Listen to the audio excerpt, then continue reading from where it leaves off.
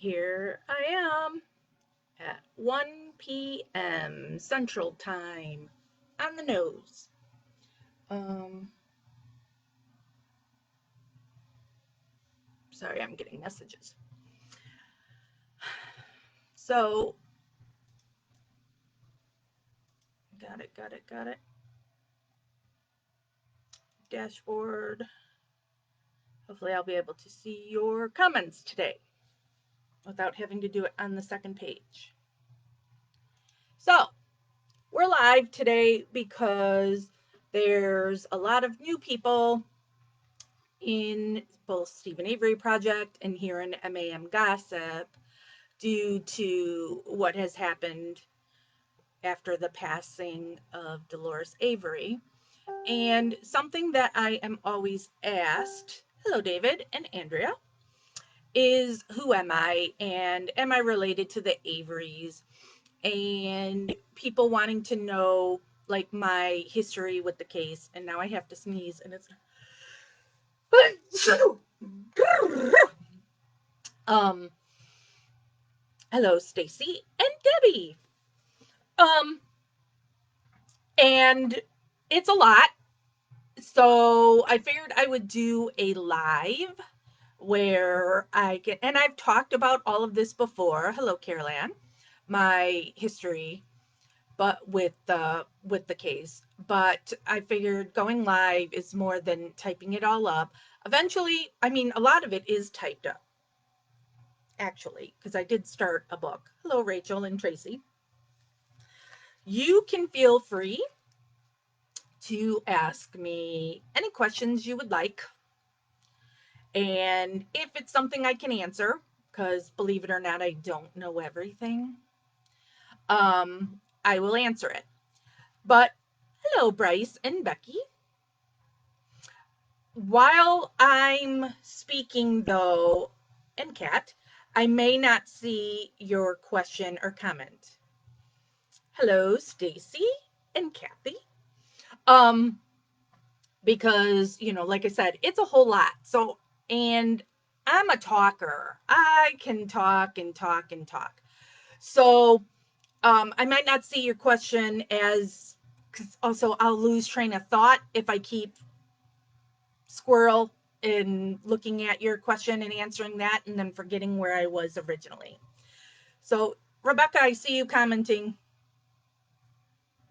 Um, so, and then I know Christopher, one of our moderators, is here who's watching this thread.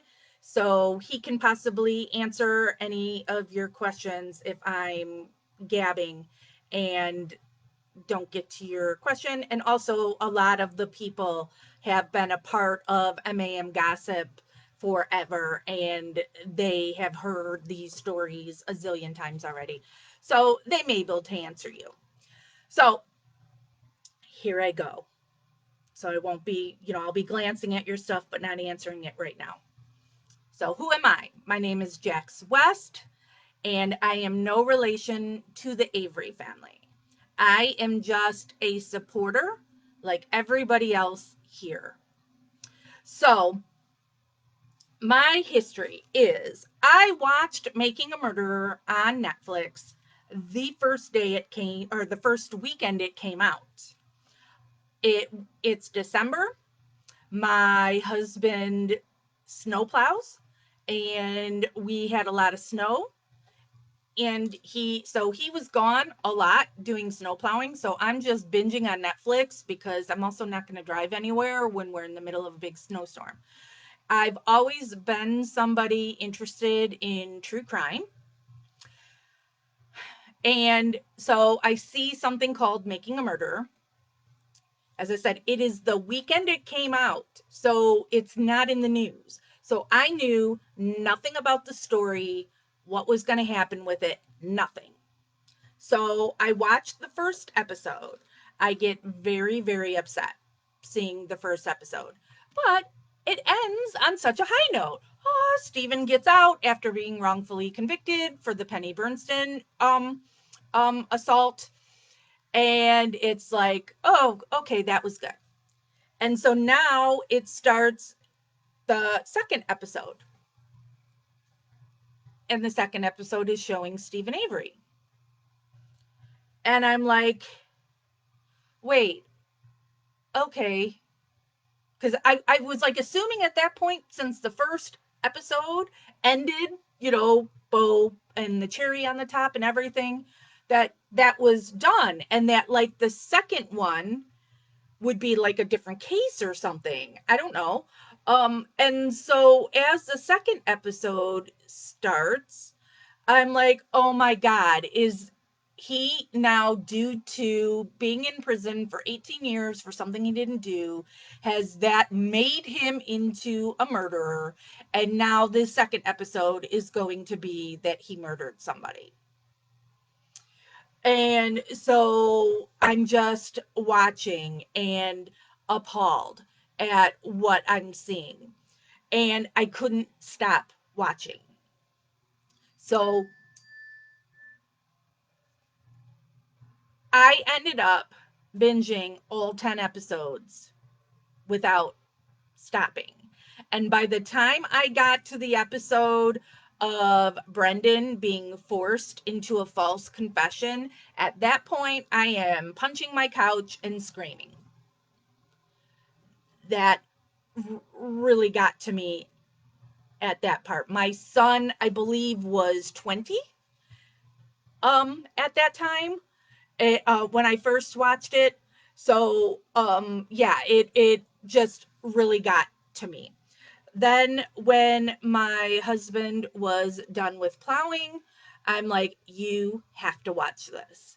So now I sat through a whole second showing of all 10 episodes that Jeff couldn't stop watching it either, and we binged it all the way through again. Now, me being in Illinois, not far from Manitowoc, where this all happened, I'm like, where is this case today? Um, so you fall down those rabbit holes. And I had never been on Reddit before, never even heard of Reddit before. And so I was on Reddit. There was a support page for Stephen and Brendan that was made on Facebook right away. I can't remember the name of it, but it's one that Carla later took down because Carla is Carla and an evil twat. Oh, sorry, I'm not supposed to talk bad language. A nasty smurf. Um, so I am now jumping into anything and everything I can read on the case, on where it is now, going, okay, so now I just watched this. What else is there that wasn't included in that? There was a crowdsourcing funding, whatever, for the documents that later became, let me pull it up on my other page here, averycase.org. That later became, all the documents got put on StephenAveryCase.org. I can see you, Debbie. Let me post that link here.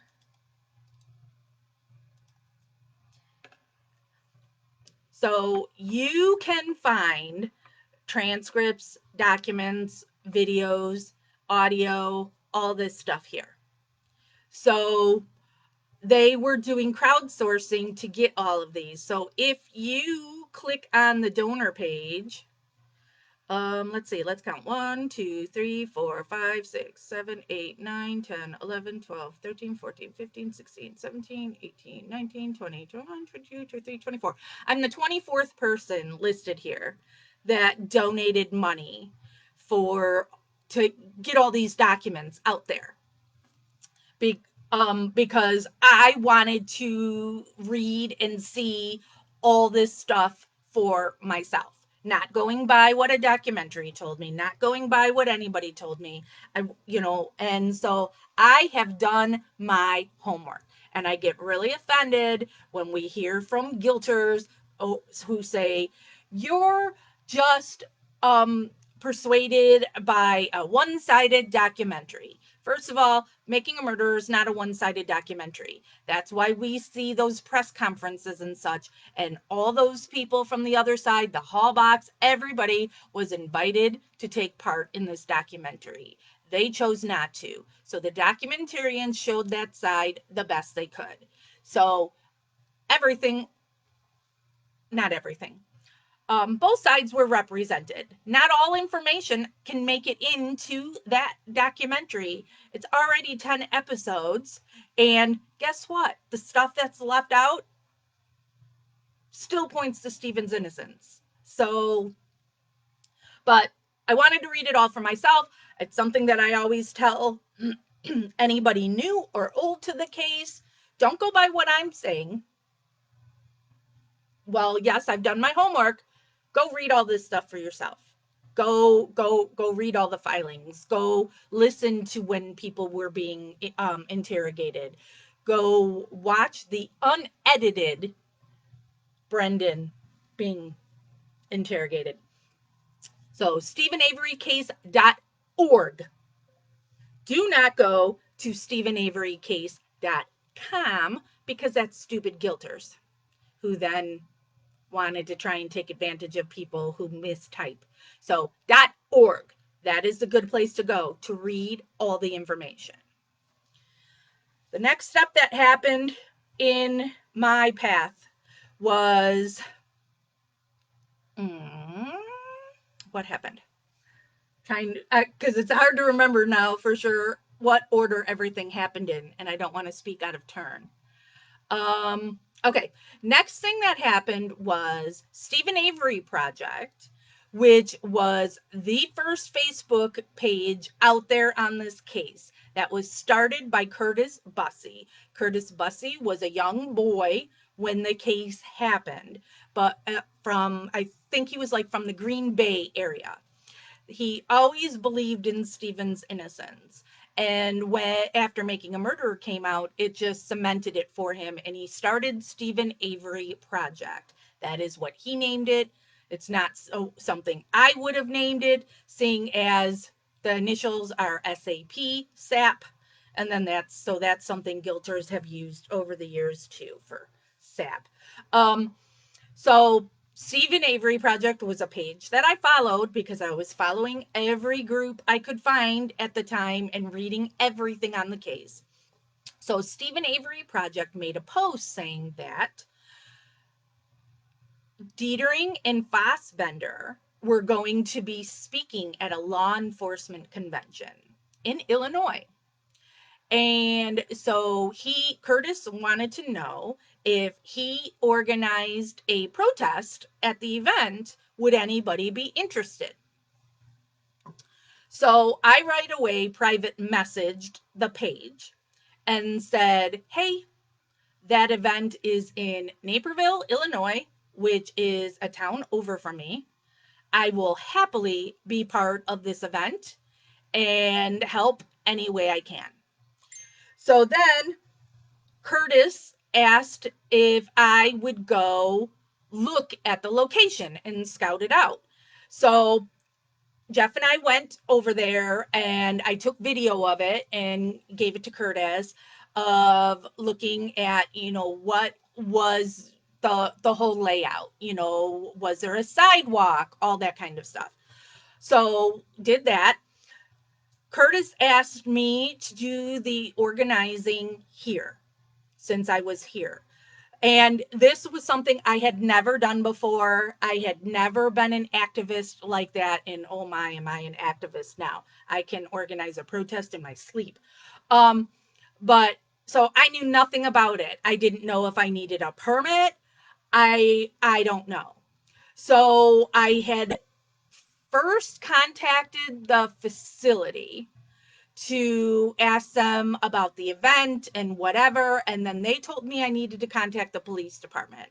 I then contacted the Naperville Police Department, which, for those that don't know of Illinois, Naperville is a very rich area. And actually, Penny Bernstein, whose family has money, they left Wisconsin for a period of time and came and lived in Naperville. All right. So when I had to then call the Naperville Police Department, I wasn't sure what I was going to be getting myself into.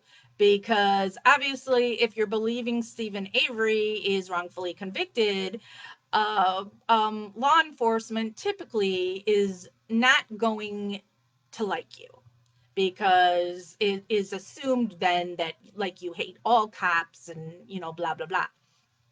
But when I called the Naperville Police Department, they were perfectly lovely and very informational. They told me that sidewalk is public and we are able to be on the sidewalk.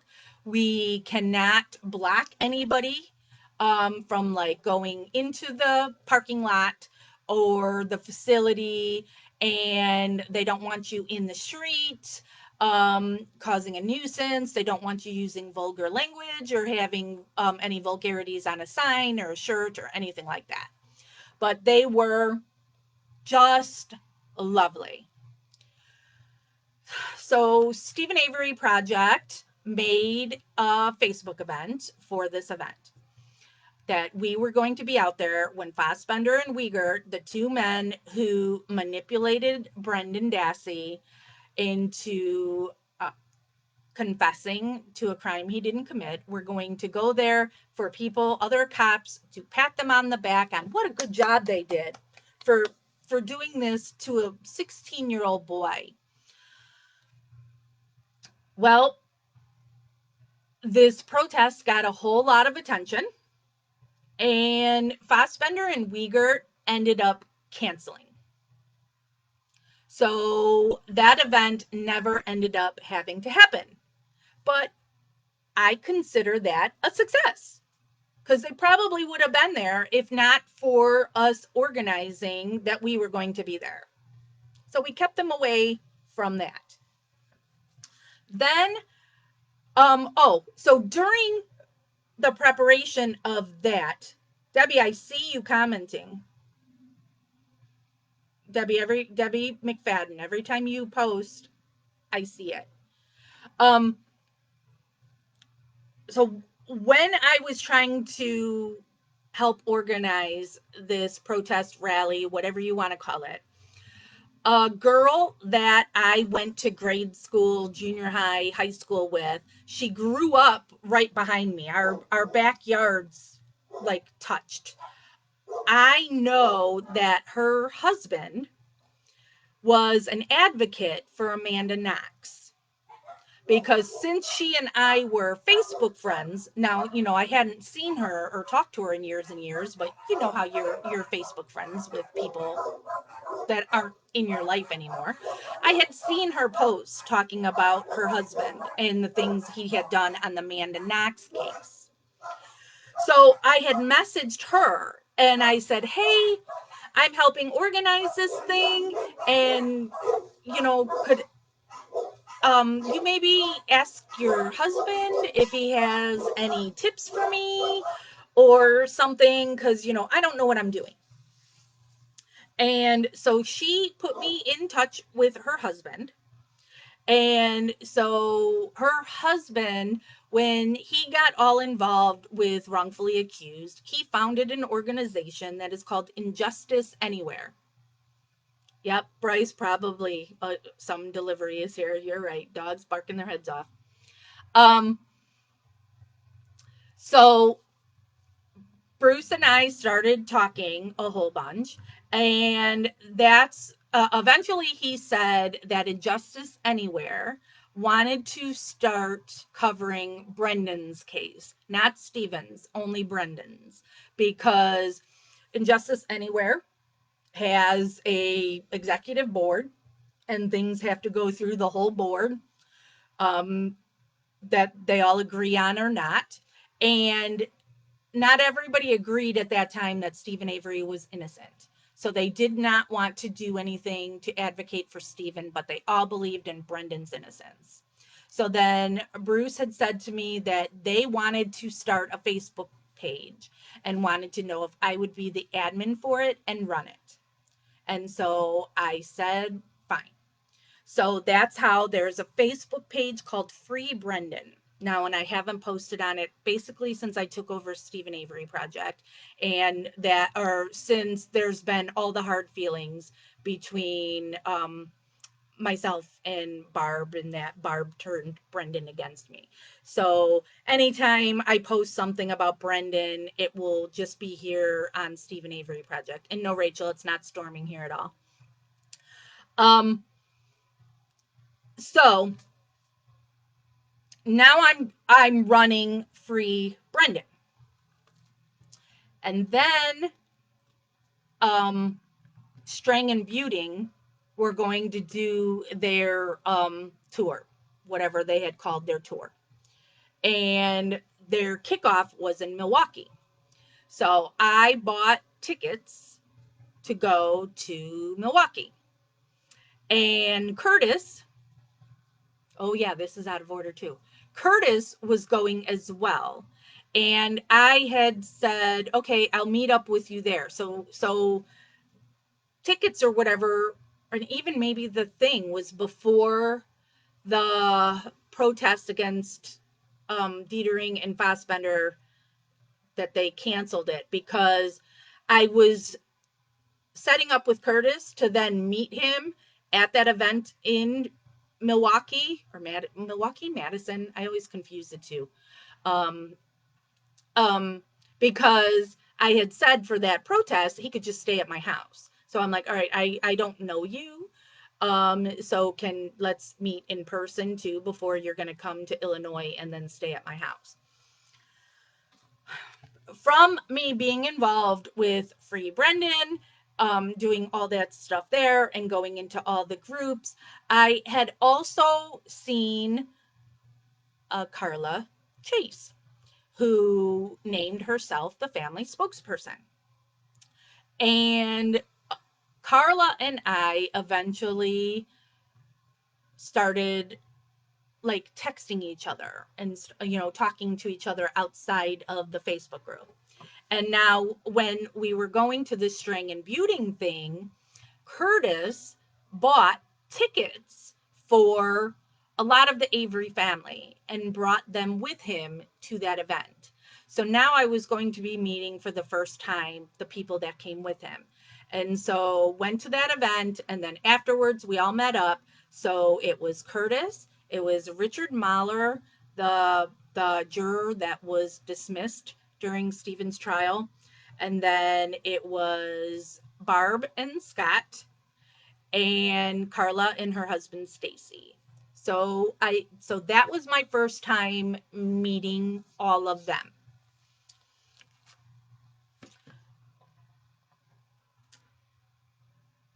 At the beginning of all of this, I was closer to Carla than I was to Barb. And at this time, Carla and Barb hated each other. So they could, yep, and hi, Carla. You're right. Hi, Carla. Who'll be watching this. But they can be like phony out in public, but at that time I didn't realize that, on how bad that all was. So I then set up to go to the salvage yard because I wanted to walk the Pam of God path. And then another thing that I was so set on is that there was no way the bus driver could have seen Teresa Halbach on that day. So I set up with Carla a trip for me going to the salvage yard. And at that time, too, I didn't quite understand it.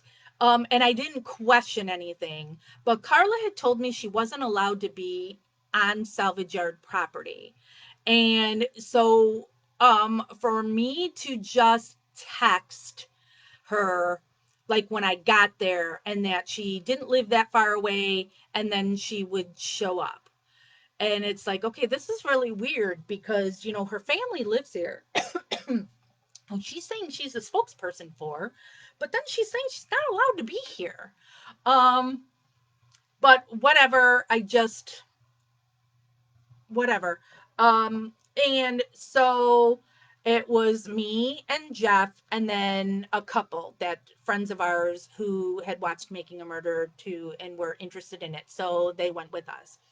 So we met at the salvage yard garage and went in there. And so at that point, it was Chuck and Carla, Stacy, and Barb. I don't recall if Scott was there at that one or not. I don't remember. And a thing that Carla is Chuck's daughter. So this is my first time now I had met them at the buting thing, but there was no real anything of substance said at that time, just a casual meeting. And now I really need to drink some water. So, and I'd been texting and such with Carla, but I still didn't really. Okay, there's Jeff who was there. No, Scott was not there on that time. Thank you, Jeff. um but they're like instantly talking all this smurf to us about Kayla, saying all these nasty horrible things about her. I don't even know how the subject got onto Kayla. And um, I was like appalled at what they were saying because, Kayla's this young girl, and I couldn't believe all these adults who are her family members were saying all these horrible things about her. But, you know, things I know now. But at that time, it was just like, this is really kind of bizarre, but whatever. So we did the Pam of God walk that Jeff filmed. It's up on, actually it's on Jeff's got a YouTube page, which is mostly all of his fish stuff, but he does have um video because we've been to the salvage yard two different times that we filmed and timed the Pam Sturm Walk of God thing. So Jeff's got those videos as well as the bus driver one. And we've done the bus driver one twice also. Um, so we did that. We walked the salvage yard. We walked the bus driver thing. We went to Steven's trailer. We went behind the garage to the burn pit. Chuck invited us into his trailer that was Barb's at the time, so we went in there. The whole family like gets chihuahuas, and Chuck's chihuahua had just had puppies at that time, so invited us in to see the new puppies. Everybody was lovely towards us. Um, and I thought at that time, Carla was like a friend. And I posted pictures in here in Gossip where it's me, Barb, and Carla in front of Steven's trailer, as well as one picture. The pictures in front of the fence that separates the residences from the salvage yard. And the reason for that picture is Kathleen Zellner had recently been to the salvage yard and had posted a picture of her in front of that fence, and then guilters were saying stupid crap, something about it's not a real picture, there's no fence there, and blah blah blah. So it was important to me to get a picture of the fence, so I'm showing people again, guilters are wrong as usual, there is a fence there. um so then probably the next thing that had happened was they wanted to organize a rally. And so they wanted it to be a worldwide rally and for people to step up and offer to organize and run a rally in their area. And somebody was doing one in Madison, Wisconsin, which the capital. And so I said, okay, I'll organize one to be in Chicago.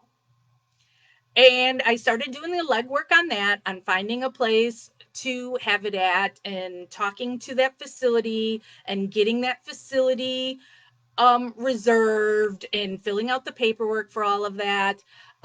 Because, of course, there's one in Madison, so I'll do one here in Chicago.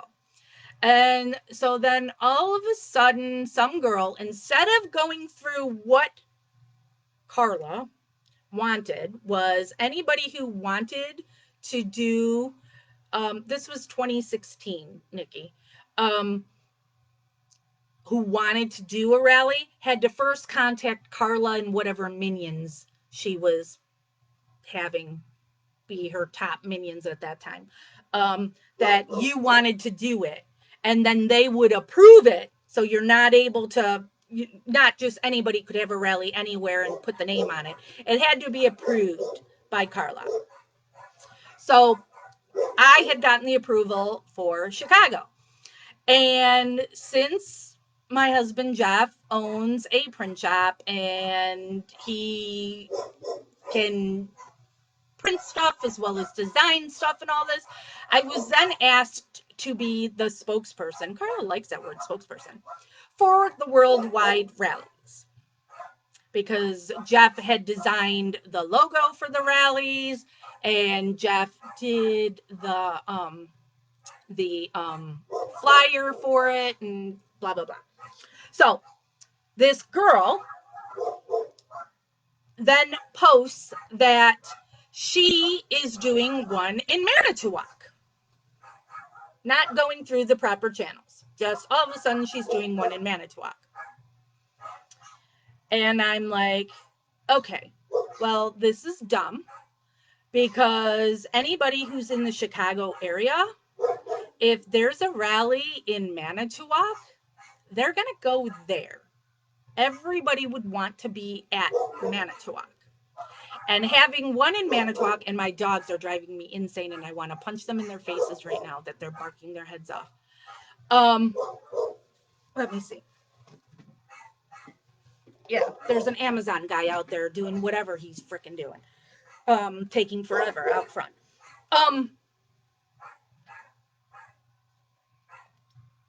But everybody would go to Manitowoc. So what is the point of, it's like 3.5 hours from here to Manitowoc. And Madison is the halfway point from here to Manitowoc. So why would you have one in Manitowoc, one in Madison, and one in Chicago? So I'm like, this is just dumb. I'm not going to do the one in Chicago. So then the girl organizing the Manitowoc one asked if I would join up with her and help her organize the Manitowoc one. And the way she worded it was spearhead. That is the word she used. Would I spearhead the Manitowoc rally? Whatever. And so, because it was her and another girl that were doing it. One of them lives in Illinois and one of them lives in Minnesota. So I thought, since they had already announced they were doing this a little bit before this time, that they had already done the legwork on it. Turns out, no, they had done nothing. They were just going to show up there and have a rally. So they did not look into a permit, did not look into anything.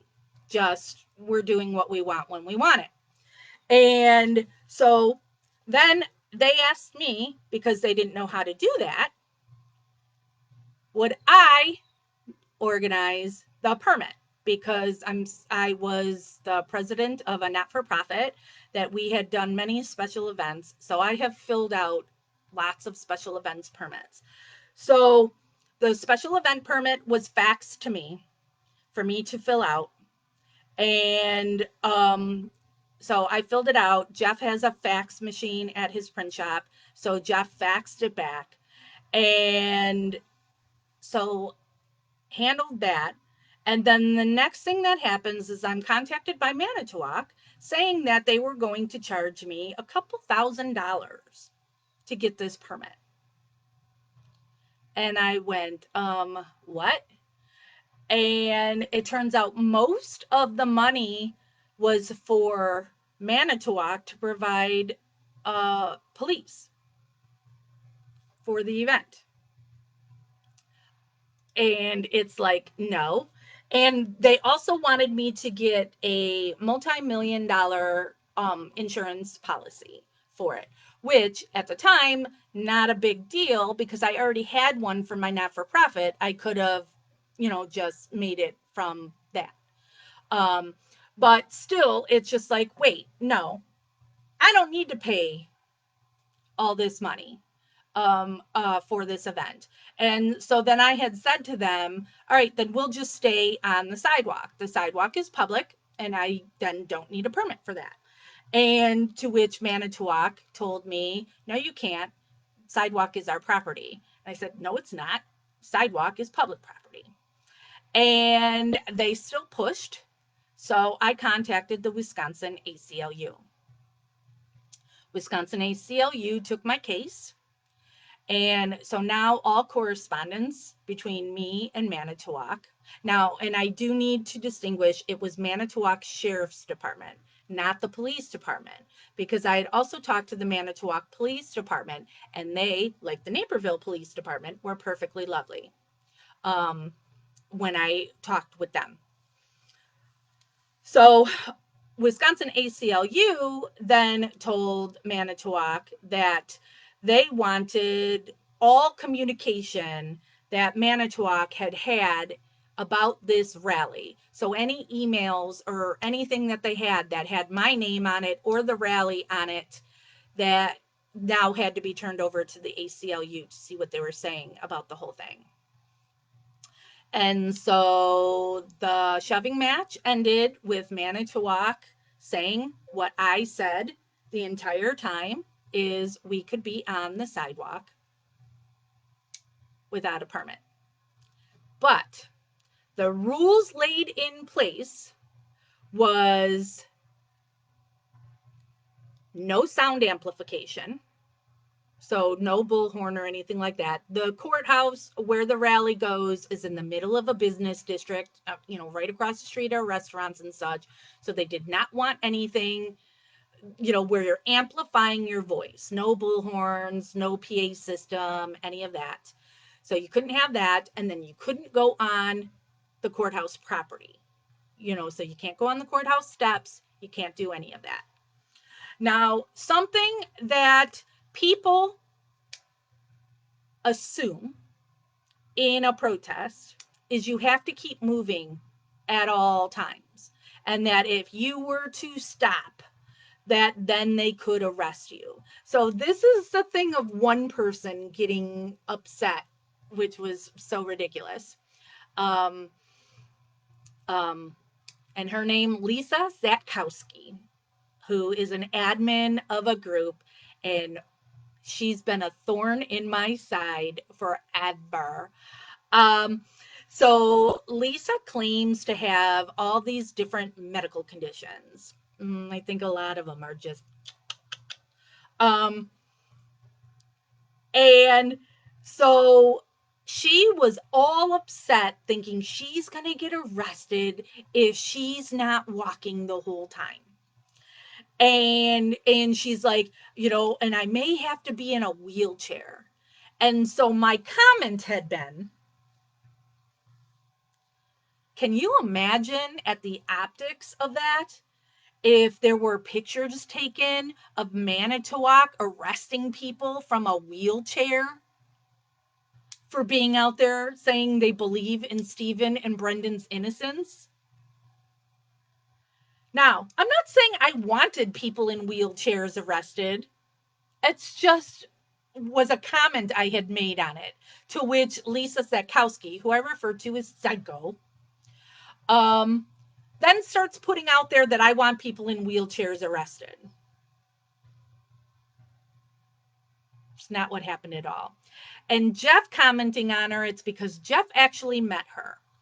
We were going up to Manitowoc because in preparation for this rally, Carla and the original whack job that was organizing the rally, they came up with this whole thing that they wanted to do a camp out and then they wanted to do an auction, which I was so against the auction from second one, because again, being the president of a not-for-profit, auctions are a pain in the freaking ass. Did not want to do it, but I'm outvoted and they want to do all this stuff. And so first we had looked at different campgrounds in the area. And it was Carla and the other girl were talking about they wanted to have the camp out at Carla's house. Carla's husband was very against it. He was rightfully so concerned, did not want the liability, all of that. Now, by this time, I have met Carla's husband. Stacy and Carla and their daughter Danielle had come down here to our house. Jeff and I really liked Stacy. Jeff bonded with Stacy. I mean, those two really, really liked each other. Um, and so Carla said to me, why don't I be the one to ask Stacy if we have the camp out at her house? Because Stacy would probably say yes to me while he said no to Carla. So I did ask Stacy about it, and Stacy only agreed to it on these conditions that Jeff and I were there, because for the events for the not for profit, Jeff was my lead of security. Jeff also owning the print shop, Red Lobster, Bryce. Um, he printed up a waiver. And so that's what we were going to do there is we were going to have everybody that showed up at Carla's house sign a waiver so they couldn't sue if they got hurt there or whatever. So Jeff and I were going up to Manitowoc to go to. Carla got her boobs before making a murder.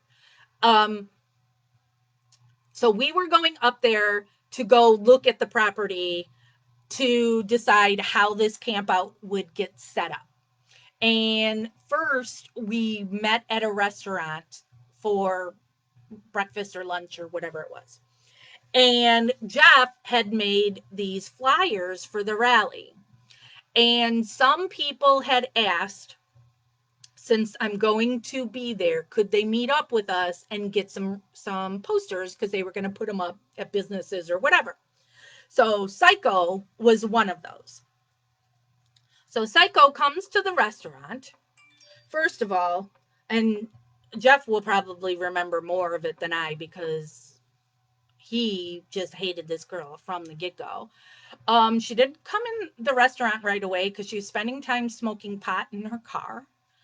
And then while she was in there, she's a total fangirl, including myself and Jeff, where because Jeff was then being called the printer guy, is what everybody in Making a Murder world was referring to him as, because he also made these rally shirts and all this stuff. Um, and so she wanted her picture taken with me, and she wanted a picture with Jeff and a picture with Carla. Um, Oh, Sandy Greenman was there too. Yeah. So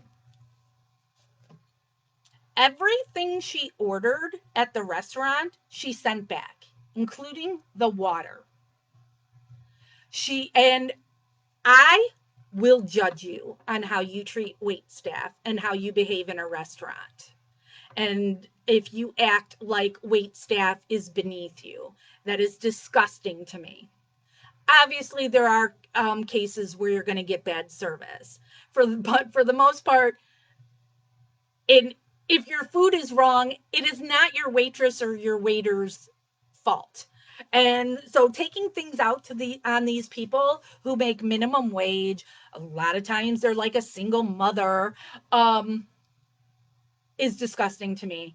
And the way this girl behaved in sending every freaking thing back, including the water. She sent her here in Illinois, we call it pop. It's not a soda, it's a pop. Sent her pop back, sent her water wrong. She said the water tasted weird, which I've had water that tastes weird, but I don't send it back. You just don't drink it. Okay, I don't like this water. You don't drink it. It's free. You don't even pay for the water. Why are you going to complain about water? And then she didn't tip either. So that's Psycho. Um, so I got a screenshot shortly before going live today about, and somebody who has poked their evil head out now in all of this is Christine Franzen. So Christine was Carla's, and maybe still is, head minion.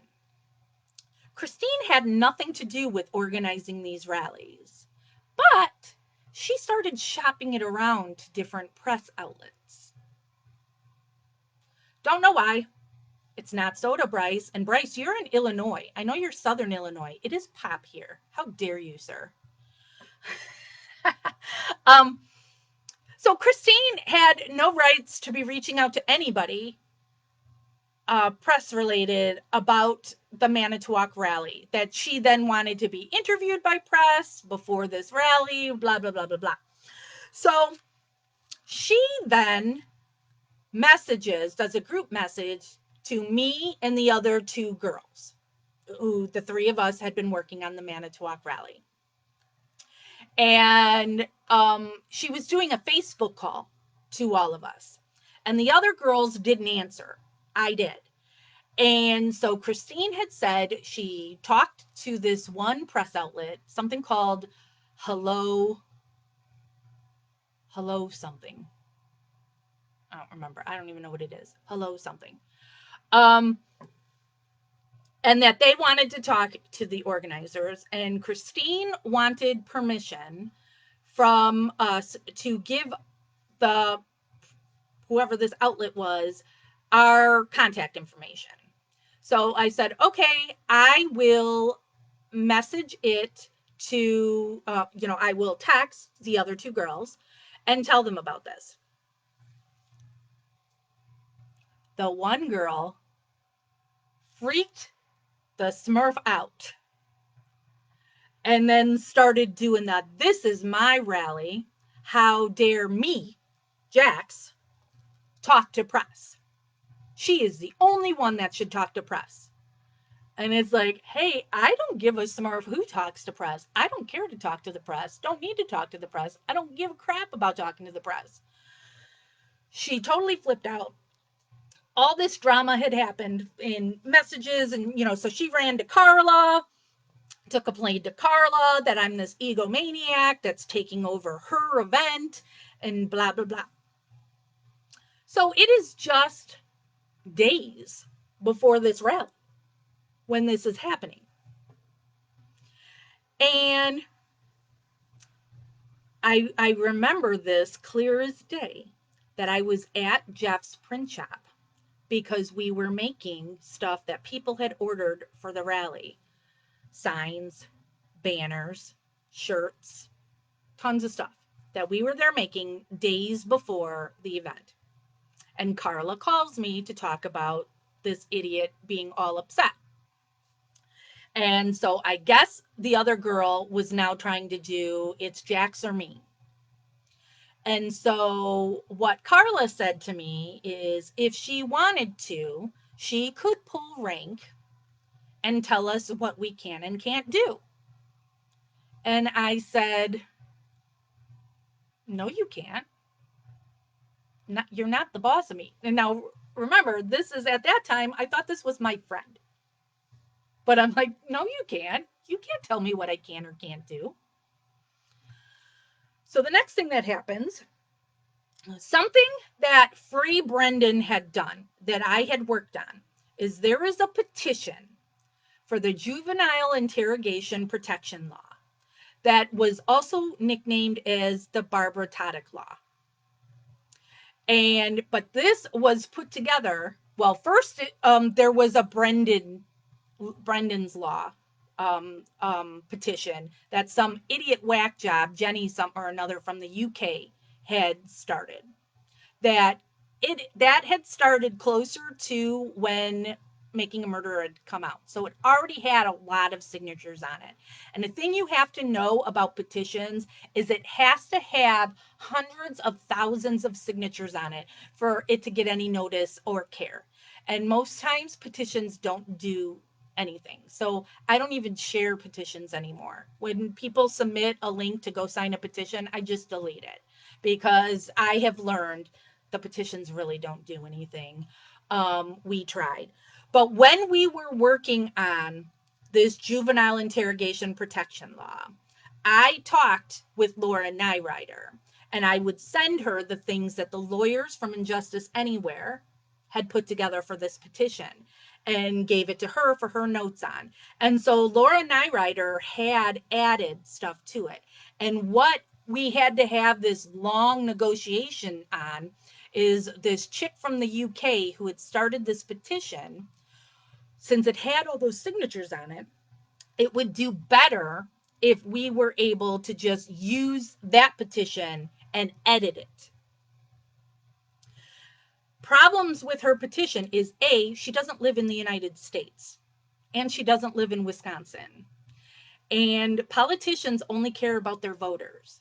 So I know there's a petition that a guy from Australia has about Stephen. Nobody in the United States is ever going to take that petition seriously because they don't care what some dude in Australia has to say about our legal system.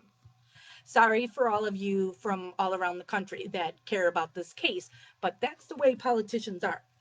You can't vote for them, so you're nothing to them. You being upset at this politician or that politician doesn't matter. You don't affect if they get elected or not.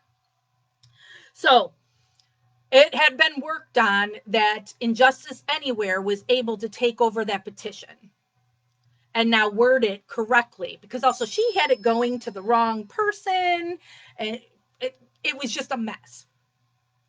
So Injustice Anywhere, and even if you find that petition for the juvenile interrogation protection law and you scroll to the bottom, you will see it says it is managed by Injustice Anywhere and Free Brendan, and I am Free Brendan.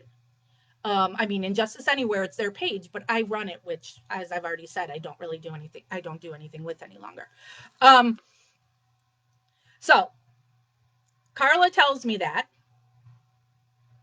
And then the next day, when I get up, I see I have a message from um, Bruce from Injustice Anywhere saying Carla reached out to him the night before, so now after she had told me that when I was at the print shop and I said, no, you can't tell me what to do.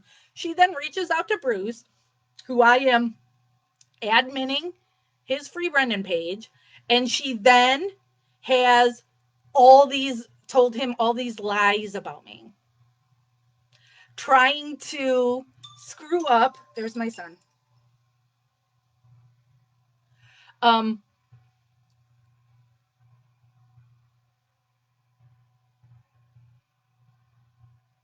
they so she tells him all these lies about me, which she clearly didn't know what my relationship was with Bruce, that I have known his wife since I was like 9 years old. And so she's trying to tell him stuff about my history or whatever, saying all this crap, and it's like he knows me. And actually I knew him when he was dating his wife back in high school.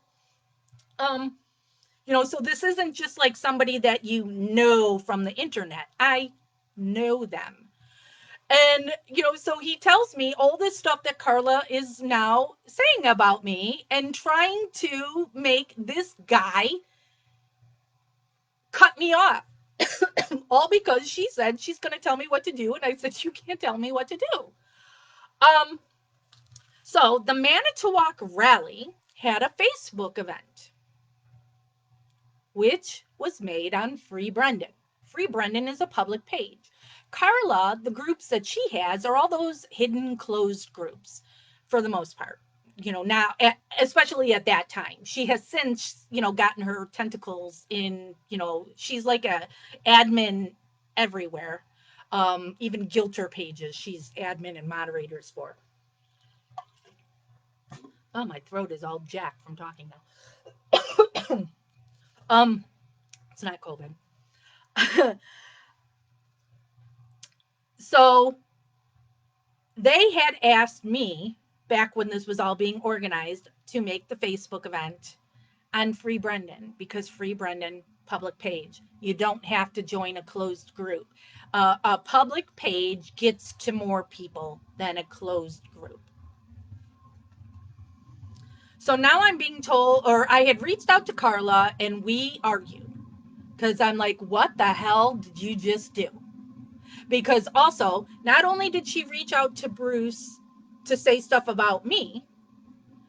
She also then contacted the first girl who originally had started the Brendan's Law petition that we had edited. And this person then took over control of the petition and edited it back to what it was and took away the permissions of Injustice Anywhere to admin that petition page. So locked out Injustice Anywhere at the same time. And so I argue with Carla about I'm like, are you ridiculous right here?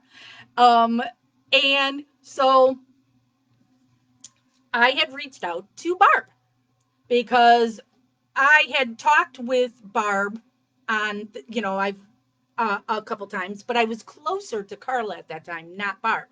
Um, and I let Barb know that I'm now not going to the rally. And she's and Barb begged me to come because Barb and Carla hate each other, and she's like, you and Jeff just come and hang out with me and Scott. Where at that time too, I wasn't thinking Scott was guilty. That's back when I really thought it was Ryan Hilgas. And we didn't have all the evidence because this is, that has come out since then that really points to Bobby and Scott. Um, so she's like, come sit with me and Scott. And I'm like, it's just going to become a whole thing because now it's blown up into these mean girl minions who are saying, if I show up there, this is going to happen and this and that, all this drama and crap. And that's not what that day should be. So even though now I'm the one that organized it, I was the police contact who was supposed to talk with the police when I get there for all this, I had organized everything about that rally, not the stupid camp out in the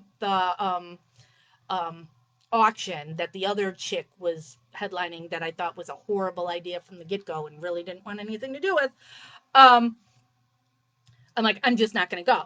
But so many people had ordered shirts and whatever that I had said I will bring up there and give to you, and then nobody has to pay for the shipping or whatever.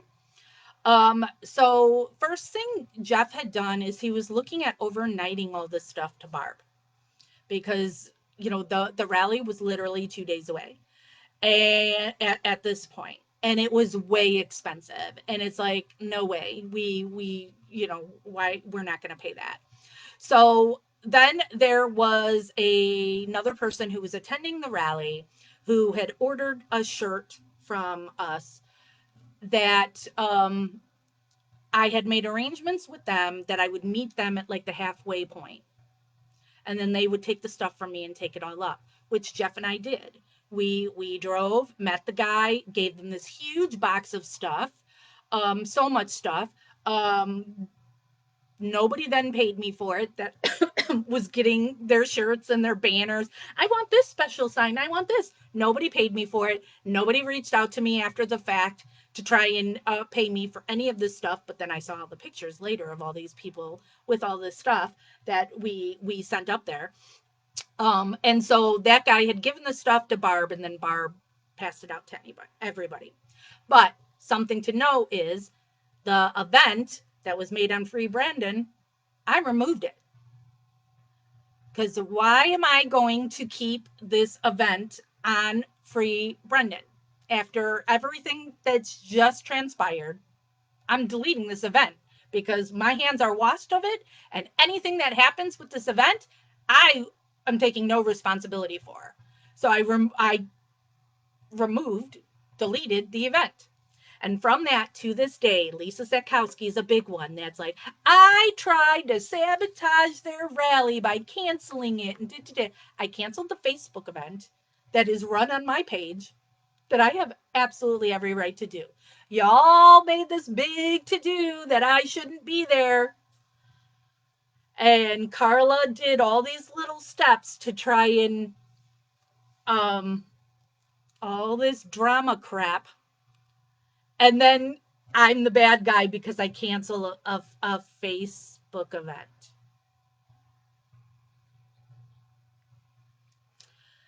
At that rally, somebody I had never met before, but somebody who had ordered a shirt that was new to the case, had attended the rally. She then ended up buddying up with Barb that day because Barb at that very first rally was treated like garbage. It was the Carla show. And so these two bonded, and next thing you know, Barb is naming that person the Dassey Taddock family spokesperson. You know, Carla named herself the family spokesperson, claiming she's representing Brendan too, which he was never asked to do. And now, um, Barb now names this girl to be the Dassey Taddock spokesperson. They reach out to me because they both said it really said something about my character, that after everything I just been put through, I still went out of my way to deliver all that merchandise to people. And that I was making sure, you know, because I sent a shirt for Barb. There was a shirt for Scott. There was, Barb had asked for a special sign that's I can show you the picture of Barb and Scott wearing my shirts holding the sign that Jeff made. Um, so the girl was made the admin of Barb's group for Brendan. And then that girl added me as a moderator to that group. And then from that, Brendan then put out a statement. I have the letter, can show you the letter, where Brendan then was naming the Facebook page that I was running, Free Brendan, as his official Facebook page, because that's another thing that Carla is all concerned about, is everything being official. This is official this is the official that. So that's how it was worded, that now Free Brendan would be his official Facebook page, and the group that his brother Blaine's wife Courtney had started would be his official Facebook group. So me, Barb, and that girl became pretty good friends. The three of us have matching tattoos on our leg, on our thigh. Um, the girl was put on Brendan's visitors list. She started visiting him. She lived in Michigan at that time. She spent a whole lot of time going to Barb and Scott's house. There was a time that I went up to Barb and Scott's because we did a Facebook Live in the Brendan group that was with Barb, Scott, and Pete Dassey. And that I moderated that and asked them the questions and all that kind of stuff. Um, oh, squirrel. Rally shirts. So for the rally, there were two different shirts made. One was orange, one was green. So even like the picture I have of Barb and Scott in the shirts that we made, one's wearing an orange one, one's wearing a green one. Orange shirt, the money was going to go to Barb to go into to go to Brendan. And then the green shirt, or vice versa, I don't remember which one went to which. Green shirt, the money that came in from that shirt would go to Drizzen and Nyrider for his legal defense. And we only did the shirt for like 3 months, is the window that the shirt was sold. And then every month, Jeff would post on Free Brendan. I would post it on Free Brendan. There would be a tally of how many shirts sold, and then Jeff would take the money that came in for the Brendan shirt and put it in Barb's PayPal. And so we showed that amount every month that was then put into Barb's PayPal. The other shirt that the money was going to the lawyers didn't sell as well. And so it would only be like, this month it was $20 or whatever. It wasn't, so it's like, all right, I'm just going to wait until the shirt sale thing is all done. And then I'll give all that money, whatever money came in, to the lawyers. So when all this was done, and I contacted Drizzen, who I had spoken to on several different occasions, so he knows who I am and everything. I said, I've got the money from the shirt sale. How do I get this money to Northwestern? Is there something online? How do I do it? And then he said, how much is it? And then I told him, which I have a numbers thing that it is hard for me to remember for sure on numbers, and I don't remember how much that was. I want to say it was like $300 and change. Drizzen told me he didn't want it. He's like, that's nothing. I don't want it. I don't care. Do whatever. Um, so when I went to Barb's house to do that Facebook Live, I handed her $400 in cash. And I even joked, and I've told this story a million times. I had even joked, going, maybe I should wait until we go live and give you this money here, since now I've had Carla accusing me of whatever. Seeing that, okay, Drizzen didn't want this money, I'm now giving it to you. There's Jeff, $428. Okay. So then it got rounded up. Whatever it was, I had rounded it up. And handed it in cash to Bob. To this very freaking day, I am accused of stealing shirt money. These people went so far as to, so Lisa Sekowski contacted the Illinois Attorney General's office. She contacted my local police department.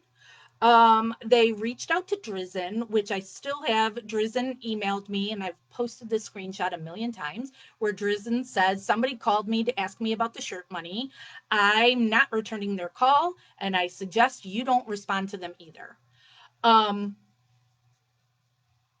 Lisa Zakowski put together this whole huge binder of things and sent it to my local police department. And then I got contacted by my police department and had to go in and explain everything to them. And I also gave them, because I have, let me name drop, I have Drizzen's cell phone number. And so I gave them Drizzen's number. So the Attorney General's office called Drizzen to ask about this. And so at the end of this, on the whole shirt thing, it was determined that Lisa Zakowski was harassing me, that everything she was accusing me of is not true, and she needs to stop, or she's the one legally who would get in trouble. But Lisa, to this very day, if you bring it up, will say I stole shirt money. And I don't know why. There was one day in one of those family groups that the shirt money came up again. And I have the screenshot of it where Barb says, I have all the money from Jax. I mean, but it was years later after that Barb finally said something that that I gave her the money. She has all the money. Um, they will also try to say, oh, well, there were other shirts that people ordered and they never got them. Well, you also never paid for them. And if you had paid for them, all money was given to Barb because I washed my hands of it. And I said, I am not printing another freaking thing for this stupid rally. So here's all the money. And now, if money needs to be refunded, you have it. Your problem. I'm out.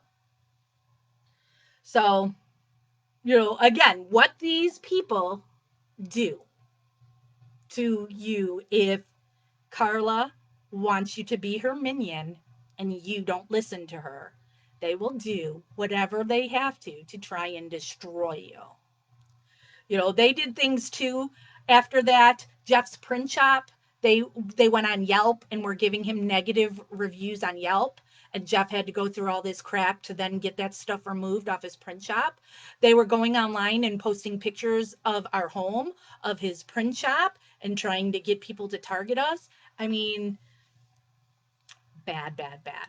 All right. So now, okay, but now I'm connected with Barb and the other girl. And we're all buddy buddy, and now Barb has me talking to Brendan on the phone, and everything seems to be going very well. The other girl was on Brendan's visitors list. Her living in Michigan, she would usually take the ferry from Michigan over to, then she would go to Barb and Scott's, and then from Barb and Scott's, so she would stay with them, and then she would go to visit um, Brendan. But it was actually less of a drive for her to come to my house in a Chicago suburb and go to Brendan's. So a couple times she came here. Now, Barb was invited to be here too. Thought the three of us were friends. And Amy's going to be here. So why don't you come here? We'll have some fun. But Barb and Scott are like petrified of this area, because they think this is like Chicago and they're afraid to drive on the highway and, didn't want to be here. Okay, whatever. So on this one trip, I went with the girl to Brendan's prison. I'm not on the visitors list, but I'm like, I'm just going to go for the ride, that we're just chatting and all that. Brendan knew I was going to be in the car. When I had talked to him on the phone, he was really adorable in, saying, he was asking me, what am I going to do while she's inside visiting? And I'm like, well, I have my phone, so, I could go online. Or at that time, I was trying to exercise and stuff. And I'm like, maybe I'll go for a walk. And he's like, oh, you better be careful, because if the guys in the yard see you, they'll whistle at you, saying it like, it's like, ooh, it's this really, ooh, scary thing. So cute.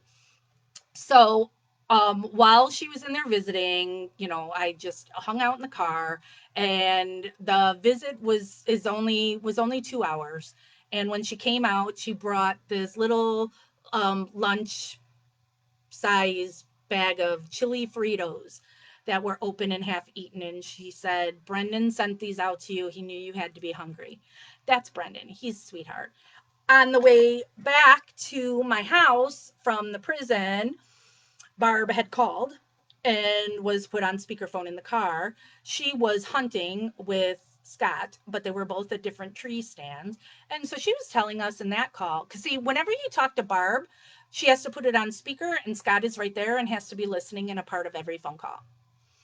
But this time, since she was in a stand by herself, she was able to call us. She told us that she had had enough of Scott. She's done with him. She's going to leave him. She had talked to one of her sons already about going and staying with them, blah, blah, blah, which of course never happened. All right. So now another time that the girl was down here, and this was around October, because she came down here too because I ran a haunted house. And the girl's teenage daughter wanted to volunteer at my haunted house too. And then she was going to go visit Brendan. I had invited Barb and Scott to come down here because I'm like, yeah, come to my haunted house. It'll be fun. You can stay with me, all that stuff. But they didn't want to come. And so Barb had called me to find out if the girl had made it here and was okay. And so this is a weekend, mind you.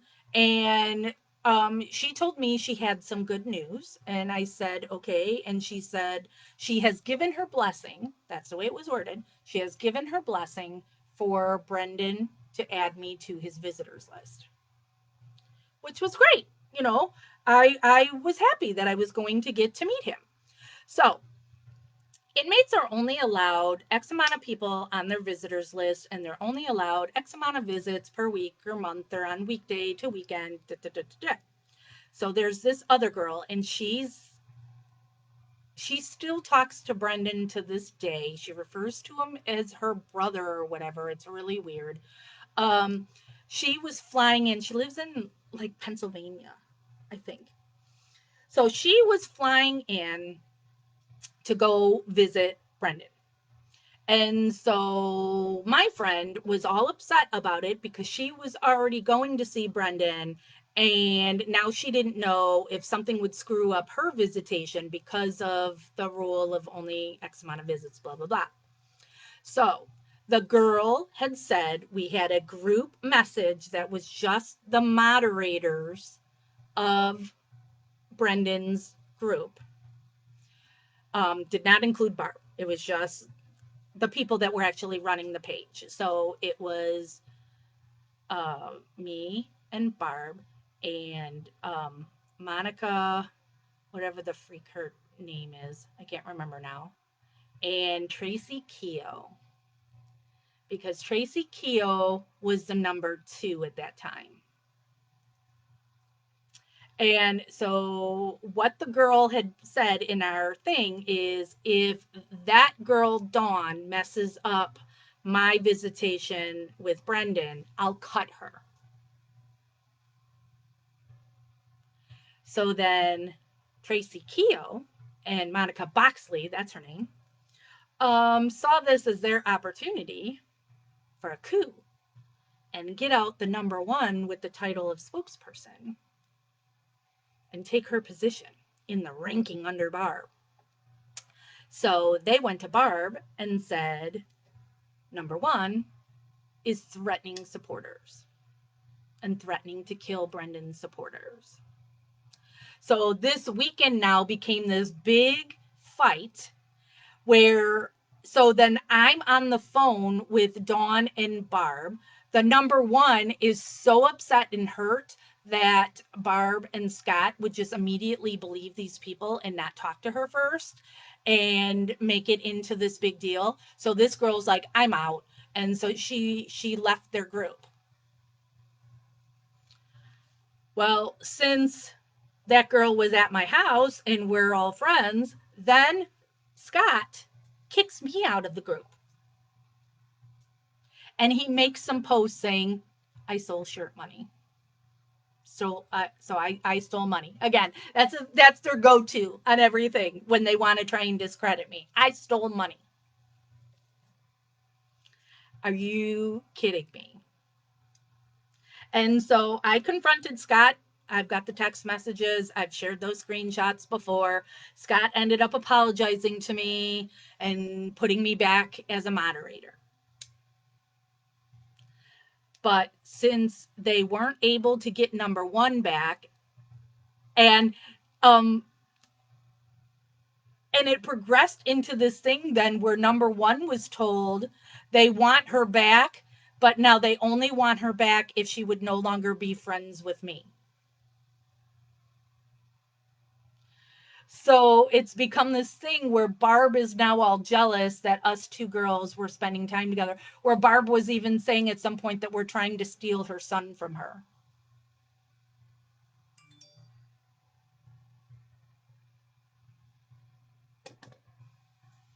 Let me go to this message in case this is something that I should be reading. It's not on here yet. So Squirrel, I'll see. Whoever just messaged me, I'm not saying your name in case you don't want it known. If you want me to say that on this live today, please let me know again or text me because you have my number.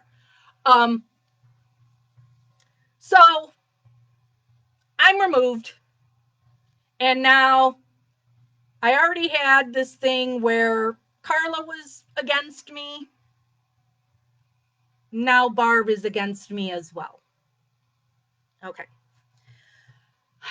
During all of this, Curtis Bussey, who is running Stephen Avery Project, Carla and her minions had been after him as well. And just like stuff they have done to me, they did horrible things to him personally, trying to destroy his marriage. He had a young child. His wife was pregnant with another.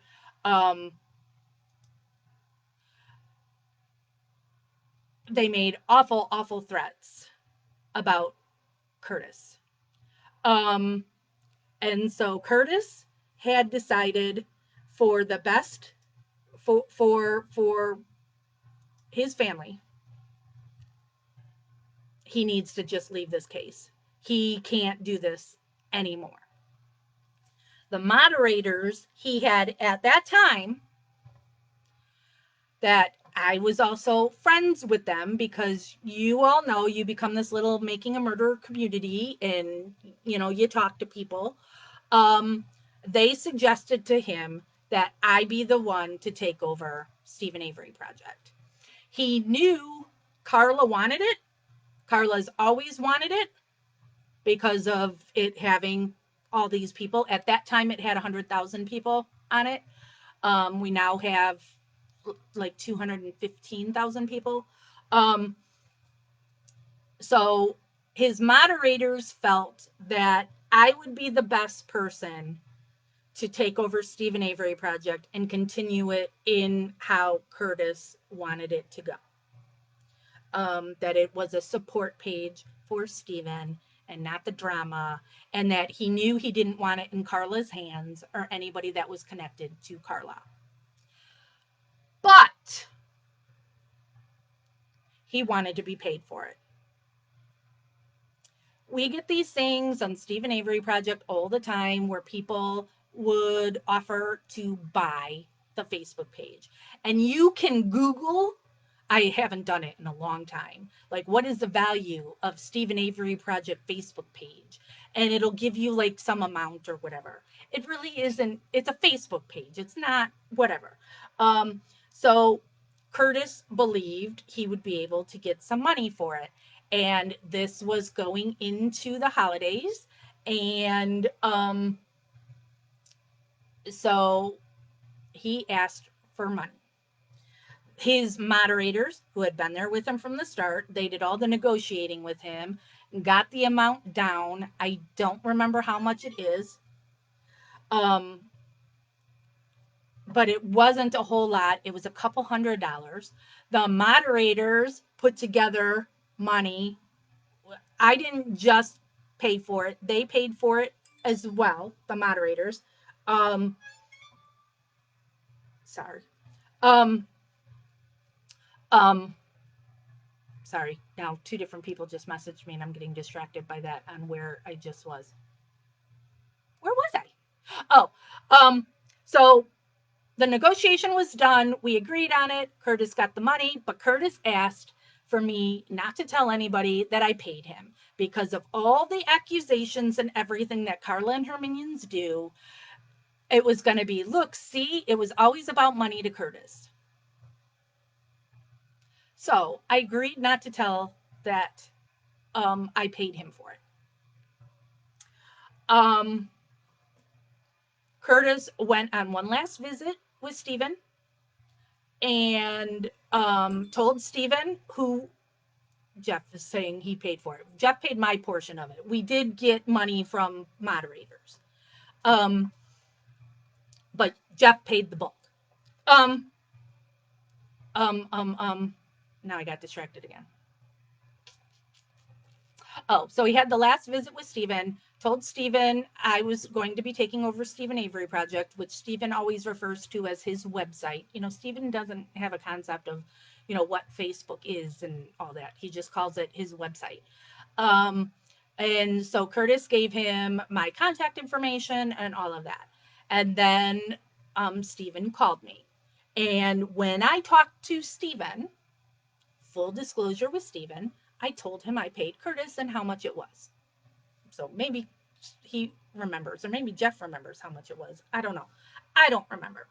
But it wasn't, because Curtis initially was asking for like thousands. We didn't even pay 8,000. It was a couple $100s. Um,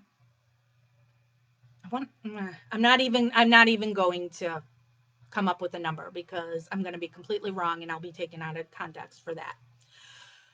So we took over Stephen Avery Project, which a message I was sent today by someone is Christine Franzen saying, what did she say? Let me pull up the message so I can read exactly what Christine claimed.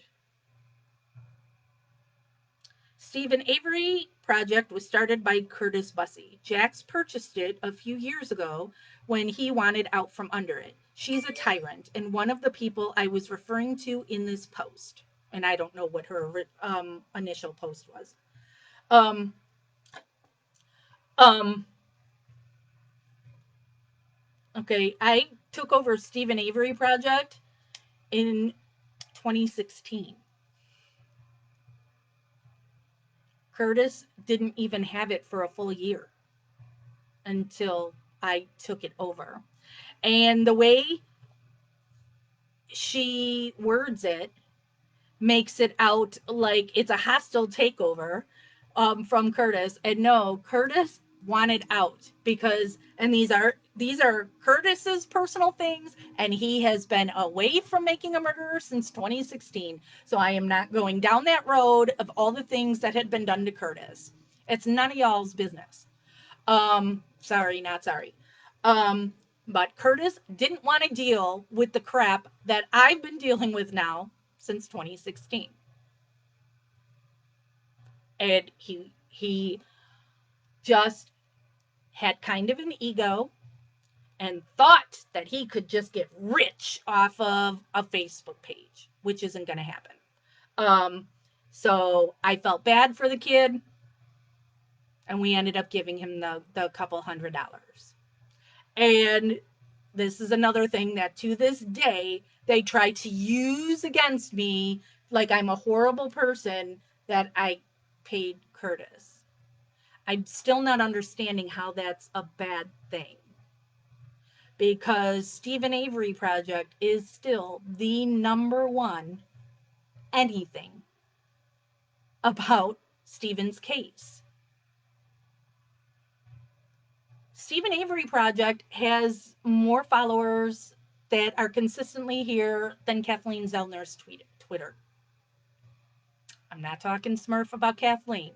I'm just saying we are the ones. And Stephen Avery Project, that's why this like live is here in MAM Gossip. We don't even put this crap that I'm telling you all right now. Ooh, I just got sent Christine's original thing. Um, we don't put this drama on Stephen Avery Project. Um, I started this group because I get so tired of all the games that are played behind the scenes that the typical viewer doesn't know anything about. And the typical viewer doesn't even care about it. That's why we don't post it there. They're not here for that. They just want to know when is their favorite show coming back. And where is Steven today, and how are his parents? And who's Carla Chase? I love it every time we get that. Who's Carla? They don't even know who she is. Um, all right, what is Christine's original post? I became an admin in this group when it was just 2 weeks old, including the group before this one, which, something funny, is Carla took down several groups because people wouldn't do what she said. So instead, there would be this hostile takeover. And so now when Carla has the group she has now, she titled it Stephen Avery and Brendan Dassey Project, because she's hoping when people search for Stephen Avery Project, they'll find hers. Um, Jen, MAM Gossipers is also ours. MAM Gossipers was started for people who in this group want to discuss anything they want. That doesn't have to be this case or wrongful convictions. You want to talk about your favorite restaurant in there, like Carla's is Red Lobster. So that's what MAM Gossipers is for. Okay. So just have to mention that's what, her little group with project on the end of it is because she's trying to steal followers from our group. I stepped down in 2020. I've seen way too much over the years. Some, and she's got in quotes, supporters have lost their damn minds. I too was swept up in the cry for justice and took it even further by getting to know the family well, working with Stephen's attorney, no, she didn't, organizing rallies, no, she didn't, reaching out to famous activists, reached out, did nothing. This case became a huge part of my life and still is, which the first rally, Carla and Christine split the money from the campout in the auction. They gave $200 to Barb for Brendan and $200 for Stephen, but Carla and Christine kept the rest for themselves. But okay, continuing with what you said. But you know what? Never once did I call myself a fan. That's what she is a fan. or treat this like entertainment. I've had suspicions over the years, but didn't blatantly accuse someone else of murder or stalk them to try to make my case. Yes, you did.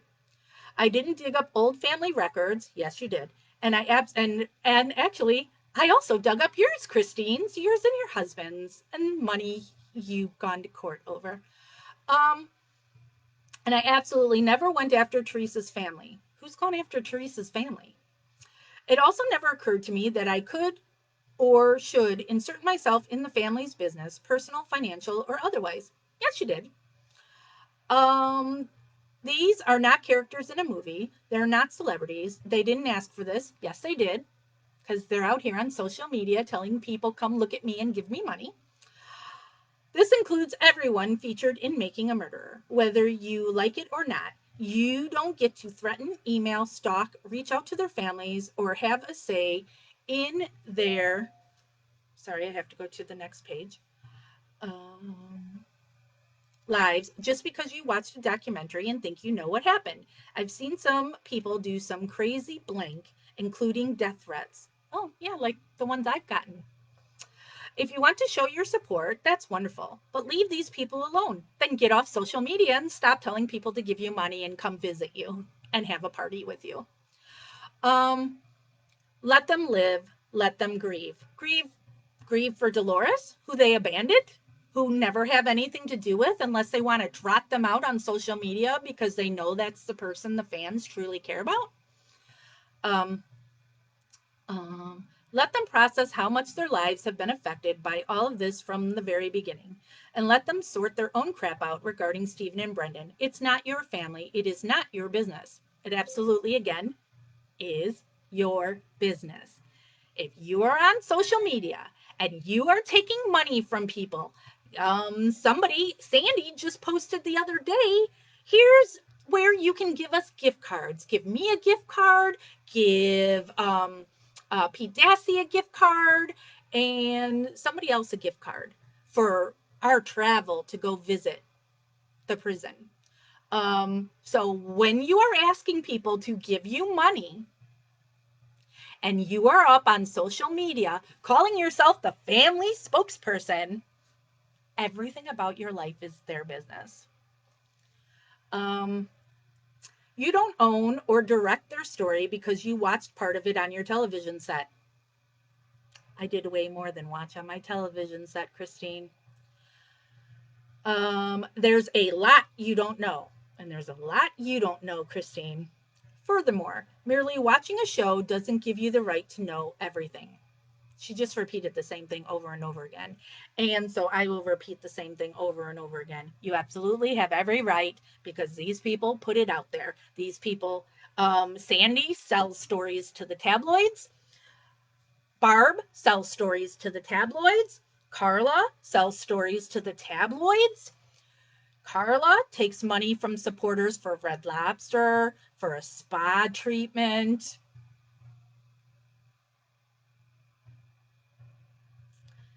Exactly, Charlene. You don't want people in your business? Get the frick off of social media. I have been doing this stuff a long time, not just Stephen Avery stuff. Prior to doing Stephen Avery stuff, I started with having my own website in 2000. I'm not even going to get into all of that, but I was official press and I would be interviewing celebrities. And um, I got into fights with some of them. And it's because they would say they couldn't believe I said such and such. And I'm like, you put it out there. If you are putting it out there, you don't get to just suck in the accolades. There's negative that comes with that. You don't just get positive attention, there's negative attention. And there's always going to be people who don't like you and want to take you down. So if you are going to be this family spokesperson and run not one, but 11 groups, including ones that say Stephen is guilty, which I will never ever understand for why, if you believe your family, this is your family that you believe is innocent, that you would be in a guilter group. And Carla will say, everybody has a right to their opinion. Sure do. Why do you want anything to do with somebody who thinks these people are guilty? And I have pictures of her with her arms wrapped around one of the biggest guilters. They're BFFs. Oh, how swell. That's never going to be me. I am never going to say, oh, yep, you're entitled to your opinion to think Steven is guilty. Let's be BFFs. Not happening. I don't have any interest in you. Have your opinion. You're not going to have it around me. Don't care. So, and Christine is somebody who went around shopping from place to place, wanting to talk to press and claiming she had something to do with organizing the rally, which she didn't. She was just showing up because she was going to stay at Carla's house because Carla's her BFF. And then it was, they went for a ride in in Carla's convertible the day of the rally, where Stacy was texting Jeff all upset because somebody's supposed to be setting up the stuff at the house. And so it was Stacy by himself there while Carla is posting pictures of her and Christine and somebody else in her convertible where they went out to eat and all this stuff. And Stacy is the one setting up the shit at the Smurf at the house. And he was pissed because he didn't want it there. And he was only having it there because Jeff and I were going to be there and now we weren't coming. And Carla and Christine totally abandoned him. And then Carla and Christine kept money. To this day, there is stuff from that auction that people bid on and they never received it. A ring, it was a sapphire and diamond ring. Fishing lures, they were handmade fishing lures. There was a weekend trip to a bed and breakfast. All this crap. Nobody got it. Sunglasses. It's so dumb. Oh my God, that car magnet guy. Oh my God, that's another whack job. Um, so you will see from I don't know how long I've been on. Oh my gosh, I've been on for over an hour and a half. I have a long history in this case with this family. I know a lot of crap, and a lot of crap has come my way. I have it coming. Because just like I'm saying about them, here I am. Which, who was it that just, somebody posted, I was sent a screenshot that I'm always look at me, and wanting fans or whatever. That's not me at all. It's not look at me. I don't care if you look at me. I mean, I don't have makeup on, nothing. It's not, I'm like all dressed up and all professional for this. I'm here because poor Carol Ann, she's in Australia, and so she stayed up all night so she could be on this time. Um, I don't care if you like me or not. Don't care. Never have. Never will. Am I perfect? No. Um, but I believe in Stephen's innocence, and Stephen Avery Project will always be there covering this case and supporting Stephen. Now, all right, somebody, Nikki, saying, what's this? You're not friends with the family then, but you are friends with Stephen. I didn't talk about my history with Stephen. All right, so Curtis Bussey leaves, tells Stephen I'm taking over his website. Stephen calls me. First thing I said to Stephen, said this a million times, is I told him I'm not looking to date you. Because there's so many girls that reach out to him or whatever. That's not what I'm about. And I just wanted that out there from the get-go. Stephen had been told, I told him that Stephen Avery Project is here for whatever he needs it for. Whatever he wants posted will get posted. During that go-round, Stephen had his Lynn Hartman bull smurf. Everybody could see that this was a gold digger. But I'm, just like Carla's not the boss of me, I am not the boss of Stephen. Stephen can do with whatever he wants to do. So I supported him through the Lynn crap. And Stephen would ask Carla to post something about Lynn, and she would refuse. So then Stephen would ask me to post it, and I did. Because again, Stephen Avery Project. Stephen wanted it posted. So I posted it. So Stephen and I talked on the phone for several months. I was not on his visitors list. I only had a phone conversations with him, and I've got a couple of letters from him. And then there's Sandra Greenman. So Sandra Greenman is the old lady that you see in Making a Murderer, who at one time was Stephen's girlfriend. And you see her on the Dr. Oz show, which, oh my God, Leslie, puke. Dr. Oz, or not Dr. Oz, Dr. Phil. Dr. Oz covered the Melissa Kaluzinski case and did a great job. So Dr. Oz, good. Dr. Phil, piece of smurf. Sandy went on Dr. Phil, who pays, by the way, and announces on Dr. Phil that her and Stephen are no longer together because he won't accept Jesus Christ to be his personal Lord and Savior, and she can't be with anybody who isn't with Jesus.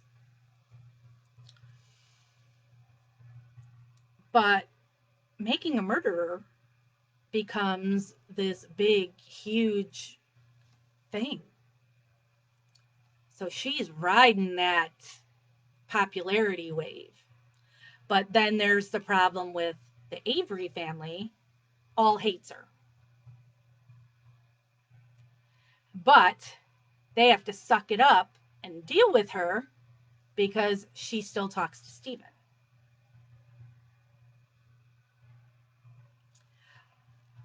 Sandy wanted to make all these BFFs with the fans, who these people are like old enough to be her grandchildren, but she's thinking they're BFFs. So the two people I'm referring to are Tracy Strunzy and Angie Schumann.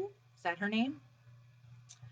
Tracy Strunzy is the one that calls herself basically a lawyer. She's not a lawyer, but she's studied to be a lawyer, and she has a friend who is like a real estate attorney. So that's the same thing as criminal law. So they like to talk a whole lot of crap about how Kathleen handles this case. Like they know better how Kathleen does. So Tracy, Stephen had told me that nobody talks more crap about me to him than Tracy Strunzy. And so Tracy and Angie, who got to be all buddy with Sandy, then Sandy and the other two start telling Stephen all these lies about me, which made it so Stephen then stopped calling me. I did not hear from him, didn't know why he wasn't calling me. And all of a sudden, Tracy and Angie are then put on his visitors list.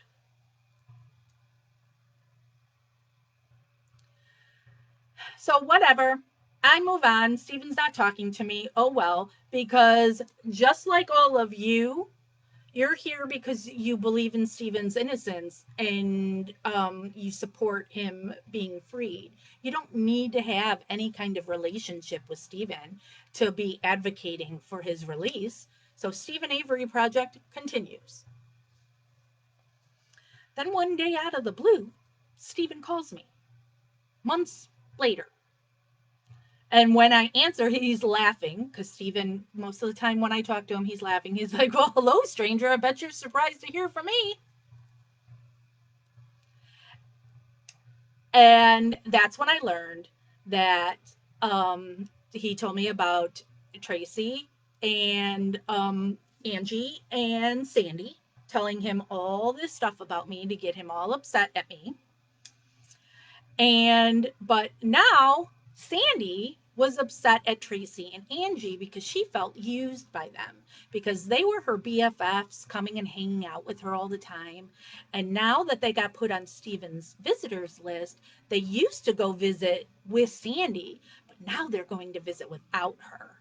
And so, she's mad. So she wants them removed from his list. And so Steven does it. And also at this time, he calls me. And when it gets found out by all of them that Steven is now talking to me, and not only was he calling me, he then told me he was going to add me to his visitors list.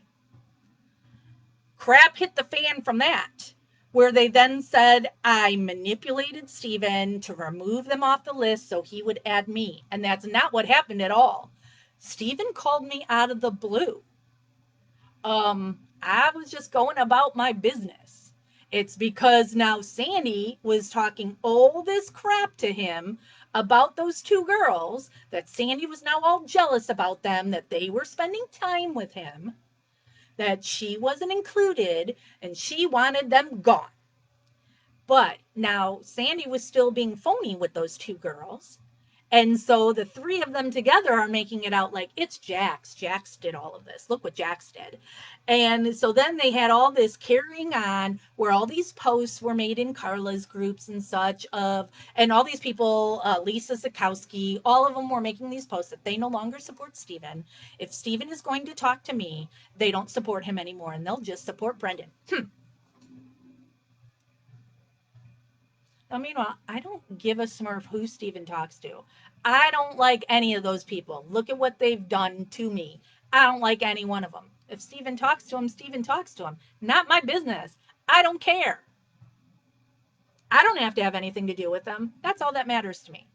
Don't care. You do you, boo. So I visited Steven a couple of times. Let me pull out my pictures.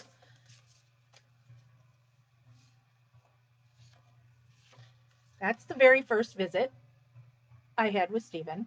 I wore my free Melissa shirt, Melissa Kaluzinski, another case of Kathleen Zellner's, who I visit Melissa.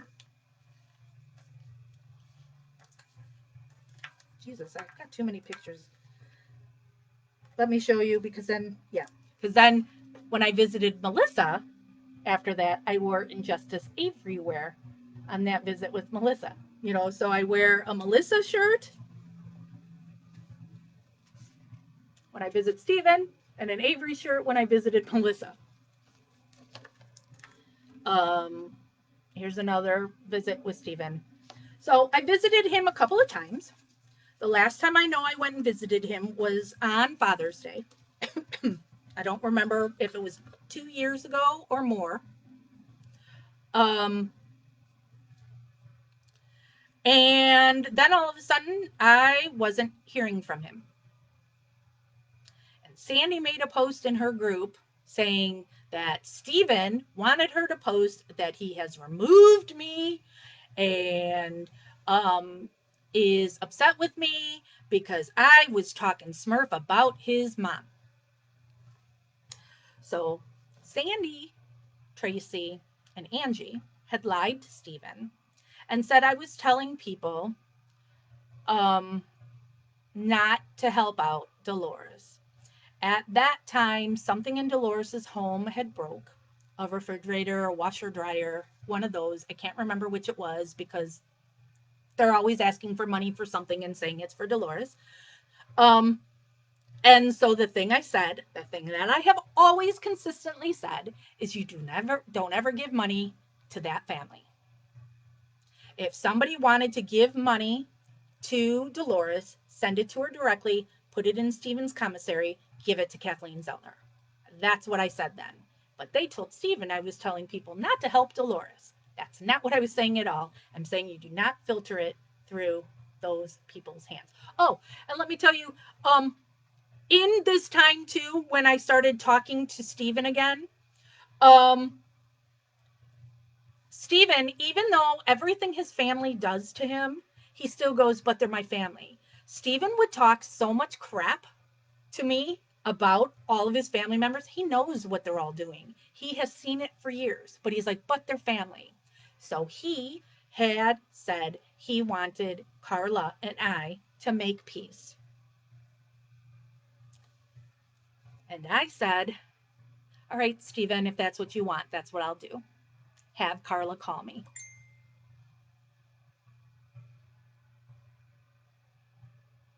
What? Christopher just sent me something about Tiger King.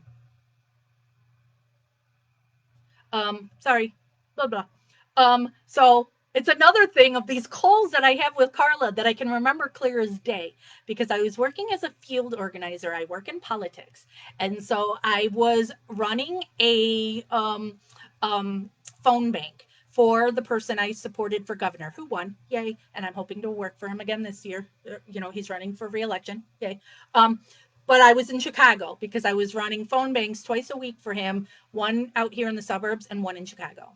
So I was in Chicago at the phone bank, and Carla called me, and we talked and we hashed stuff out. And it's like, all right, we'll go from this point on and forget about all the stuff that happened, but I don't like you. You don't like me. Knock off your crap. Stop having people post crap about me. I won't post crap about you. Steven wants this, so that's what's going to be done. So I even allowed her, like when I would do lives on Stephen Avery Project, Carla was commenting on them. So this was what? Um, um, 2018.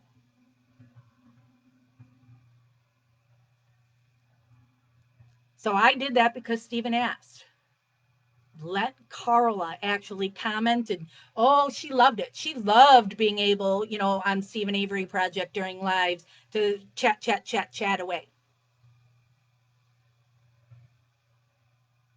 And then it all went ugly again. They they lie to Stephen and say that I'm talking crap about Dolores. Oh, because the thing that I had said to Carla too in the agreement is no fundraisers. None. Zero. No money. No fundraisers. Nothing. Oh my God. Tiger King. Prison sentence vacated. Woo! I'll have to look into that when we're done with this live. Um, and then there's a freaking fundraiser saying they need money for a washer dryer for Dolores. What the frick? No, stop giving that family money. I am so bothered by every time that family is trying to get money because I know from the very first rally, Carla and Christine took money and split it. I was friends with Barb. Barb was there. Barb watched it. Barb watched them keep the money, and so did the other girl that became the moderator who were there. They watched them take the money and then go, oh, and here's 200 for Brendan, and this is 200 we'll put in Stevens. And then they kept all the rest. And the people haven't received their items and all that mess that rally was. That was in June of 2016. Money, money, money, money, money.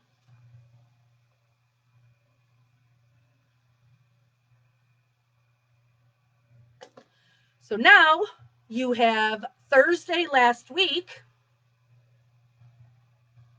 I get a message on Stephen Avery Project from somebody saying that Dolores died this morning and Stephen would like me to make this post.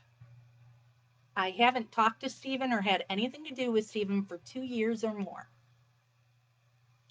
And so I had responded to that person saying, are you sure he wants me to post it? We haven't talked in years.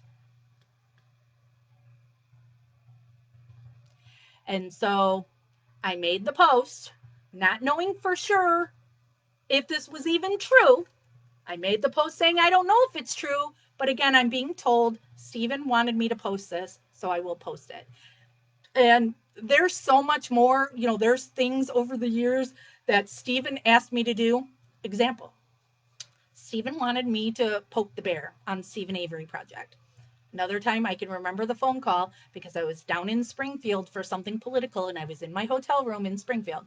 And Stephen wanted me to post something that would poke Barb and would get her to respond because He wanted me to just keep going at her because he knew I'd be able to get her to say something. And the more I get her talking, the more she could trip up and say something that could be used. And I said to Steven in that call, you know how much all those people already hate me. And you know, if I do that, I'm going to be getting more crap. Are you sure you want me to do this? And he said, yes. And I did it. And I'm right. I got crap on it, like I'm picking on Barb, and Barb took the bait. There was an argument back and forth on Stephen Avery Project between Barb and I that night. Um, it's what Stephen asked me to do, so I did it. Now, I know I said Carla's not the boss of me. Steven's not the boss of me either. Okay, if Steven asked me to do something that I'm totally against, I'm not going to do it. Like Steven had asked me at one time, since Jeff owns a print shop, he wanted me to sell shirts and sell them. And I asked Kathleen Zellner, and she told me don't do it. So I didn't. And Steven wasn't happy with me about that. But so I will break from rank. But Steven asks me to do it. I did it. So I'm asked by this person that I don't know this person. I've never, until that day, had any contact with them. But I recognize the name as somebody I know talks to Steven, has a relationship with Steven. So I posted it, didn't know if it was true, made the post saying, I don't know if this is true, but this is what we got, which I got crap for too. How dare you post it without knowing if it's true? Sorry, Steven asked me to do it, and I trust that this person talks to Steven. I emailed Kathleen Zellner and asked her that I told her that somebody told me this, and is this true? And then next thing I know, Kathleen tweets that Dolores died. And then I got an email from Kathleen saying, yes, we've posted. So now it's confirmed, and I know Dolores has passed away. And so I also post on Stephen Avery Project and here in Gossip the same thing that I always say is don't ever give money to that family because you know it's coming. I've gone through it so many times with them on so many things that if they can find a way that they're asking Stephen supporters for money, they're going to do it. And most of the time, they're going to deal with use Dolores. That's the money spot. That is the number one question we were asked over all these years in Stephen Avery Project is how are Stephen's parents? I think we're asked that more than we're asked when is the new season coming out. Where, how are Dolores and Alan? That's what everybody wants to know. So I knew when Dolores died, something was going to come out about money. Knew it. So I made a post saying the same thing I always say. And I did a live video. And we had people posting things too about wanting to send flowers, blah, blah, blah. And this is before there was an obituary and we knew anything about what was being done for Dolores. I told people, do not send any money to that family if you are so inclined. Christina, if you are so inclined, because a lot of people, they want to do something when someone dies, and sending flowers is the go-to move. But sending flowers is really a waste, especially now when you're looking in Dolores's thing. And sorry, people who make your living in flowers, but there's no service for Dolores, so there, um, don't send flowers. That's a waste of money. I said, so, but if it's something that you are so set on that you're thinking of, I want to send flowers, then take the money you would have spent on flowers and put it in Steven's commissary or put it in Kathleen Zellner's account for his legal defense. And then I've gotten hate from both of those, especially with why would you give money to Kathleen? It's pro bono and she's got all this money. Why should it be Kathleen's responsibility to pay out of her pocket for any of the legal expenses in Stephen's case? Yes, it's pro bono. It doesn't mean it doesn't cost anything. All these fantastic experts that she gets cost money and a lot of money. Every time Kathleen prints up a filing costs money. Everything my freaking divorce was I have $30,000 in legal fees for my portion. I don't know what my ex-husband's is. Costs money. So what's the big deal that if you want to help with Stephen, what the legal the costs are in Stephen's legal defense? Give it to Kathleen.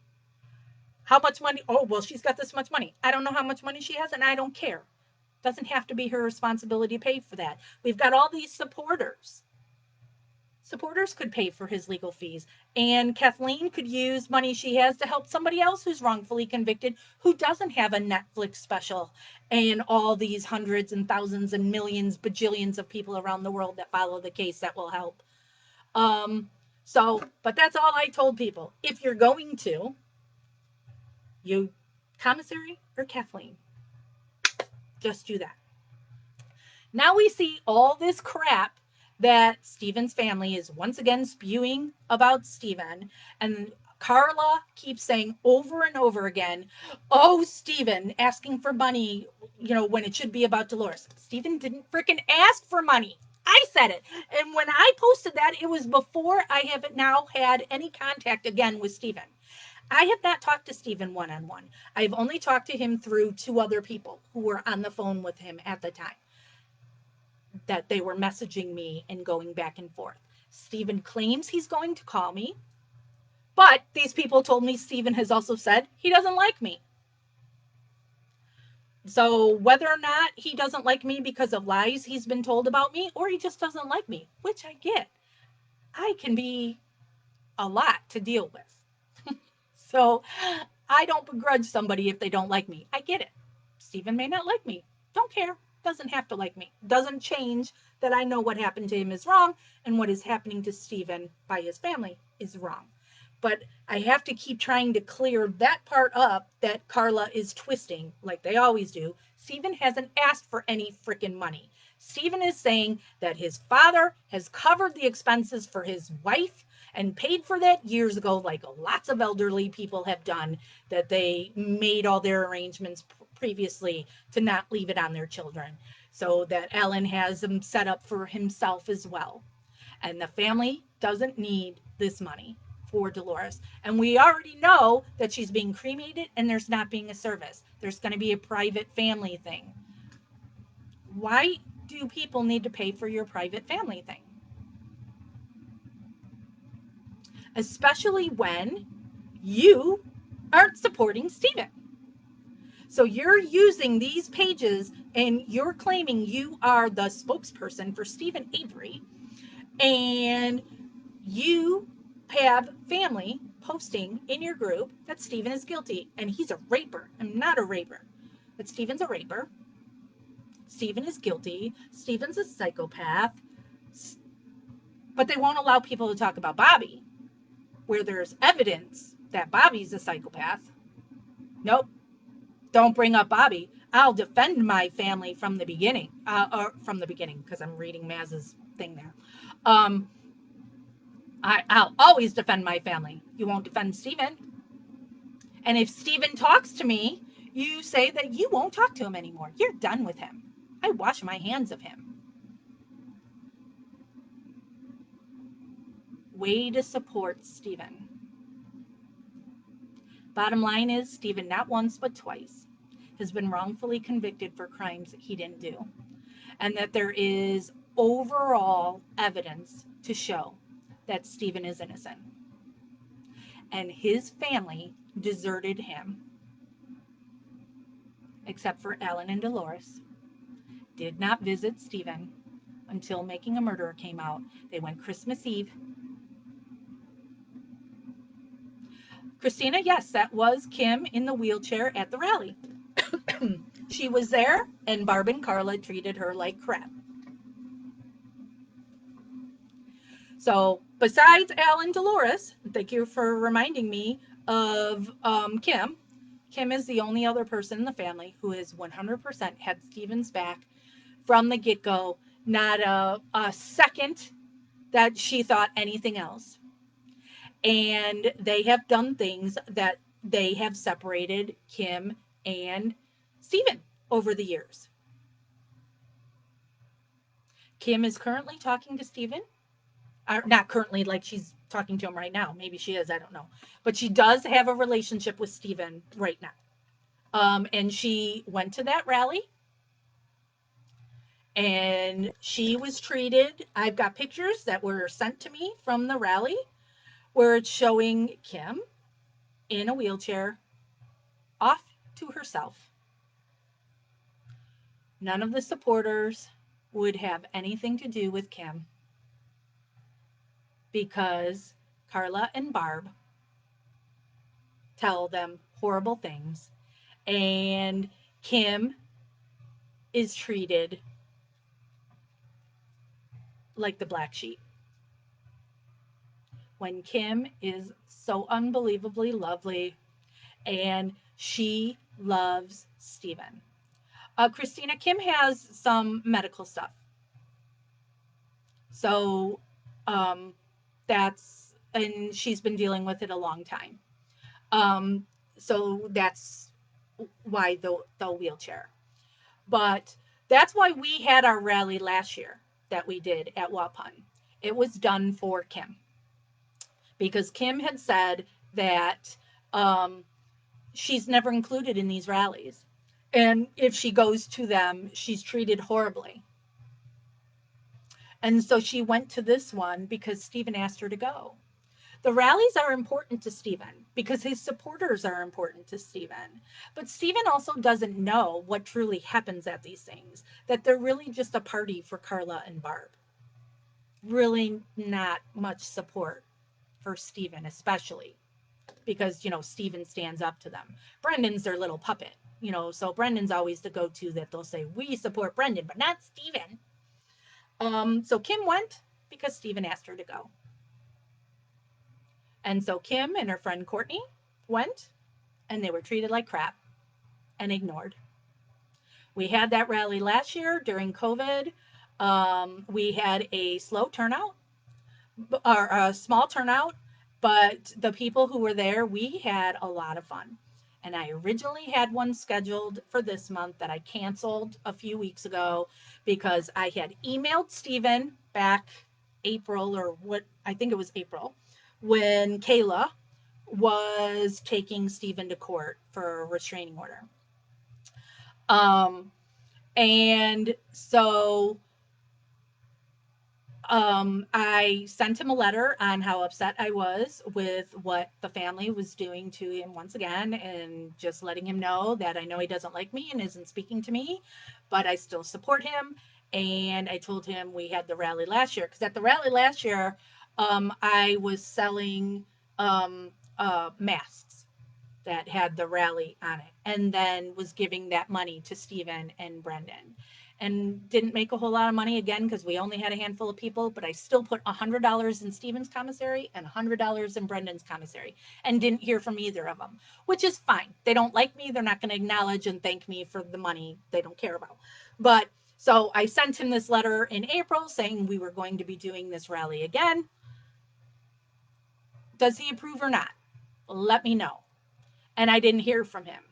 And then I have stuff happening in my personal life, and I've got Lollapalooza tickets for that weekend, and I'm like, so I canceled the rally a while ago.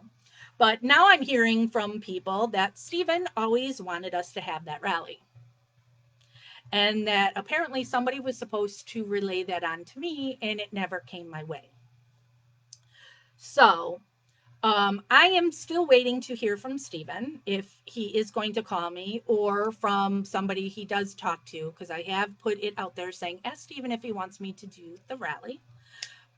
It wouldn't be this last weekend in July like we originally planned, because another issue is there's like an air and water show that's going on there. So it was just kind of crazy. And it was Bryce who suggested on a previous live that if we were to do one, we should do it around August 20th for Dolores's birthday. August 20th is a Friday. So I don't know if we would have it on the Friday, the day of her birthday, or if we would do it the next day because it's easier for people to go and travel on a Saturday than it is on a weekday. But I'm waiting to hear from Stephen whether or not he calls me directly or somebody else tells me that they've talked to him and he's given his blessing. And if so, then Christopher will get an event made and we'll get to organizing it. So, but this, after 2 hours now, is a little bit of my history with this case.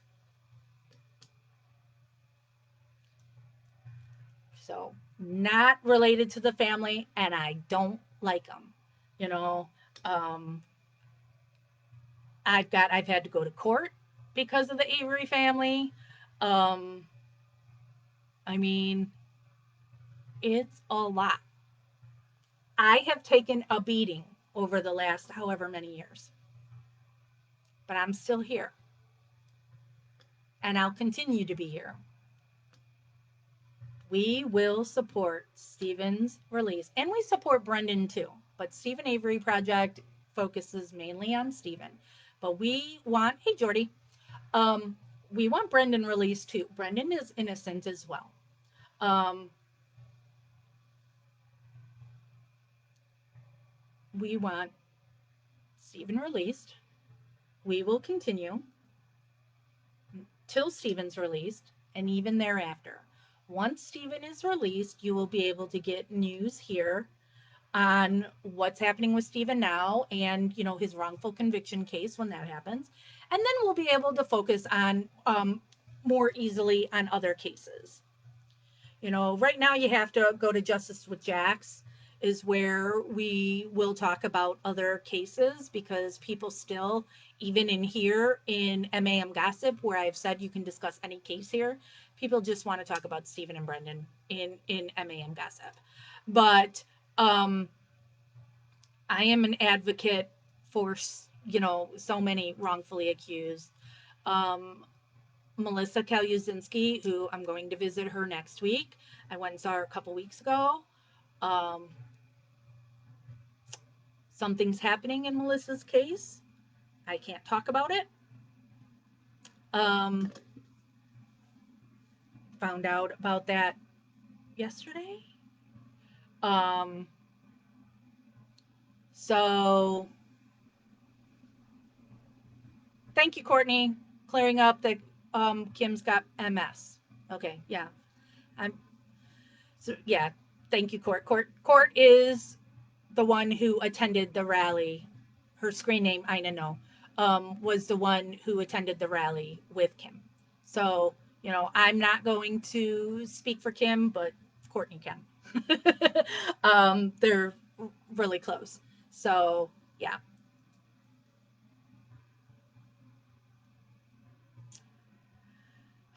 So, there's my history with this case, and that I will not go away. I don't care what the family says. I know there's a lot of people who um, get mad at me because they just see Avery family as, oh my God, I can't believe somebody would attack, say anything negative about Stephen's family. Stephen's family is horrible to him, and I will continue to say bad stuff about them. But I typically only do it here in MAM Gossip and not on Stephen Avery Project because we keep that a lot, the drama out of there. But sometimes I have to put it on Stephen Avery Project. Like Stephen says, when I was sent that phone recording of Stephen saying his dad has covered the expenses, we put that on Stephen Avery Project. It's good about Melissa.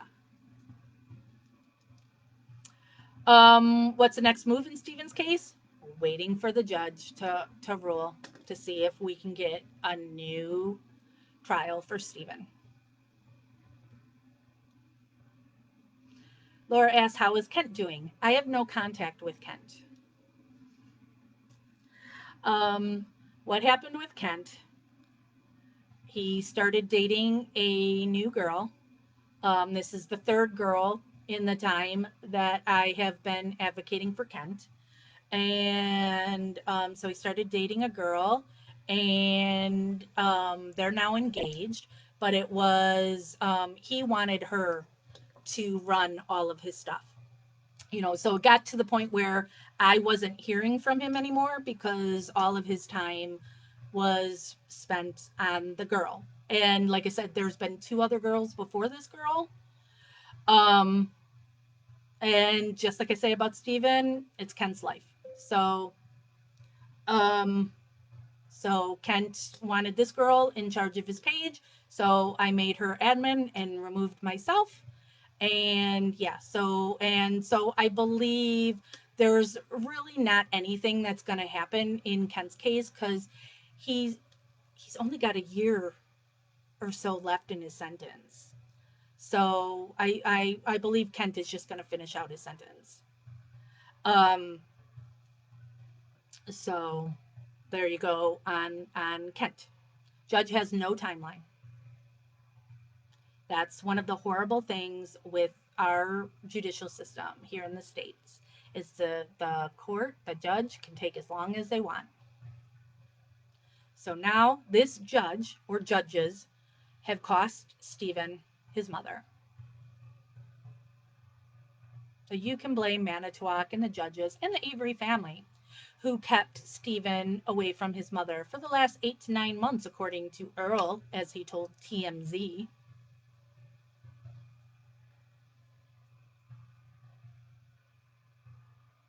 And that the family knew in that final week Dolores wasn't going to survive the week, yet nobody told Stephen and gave him the opportunity to say goodbye.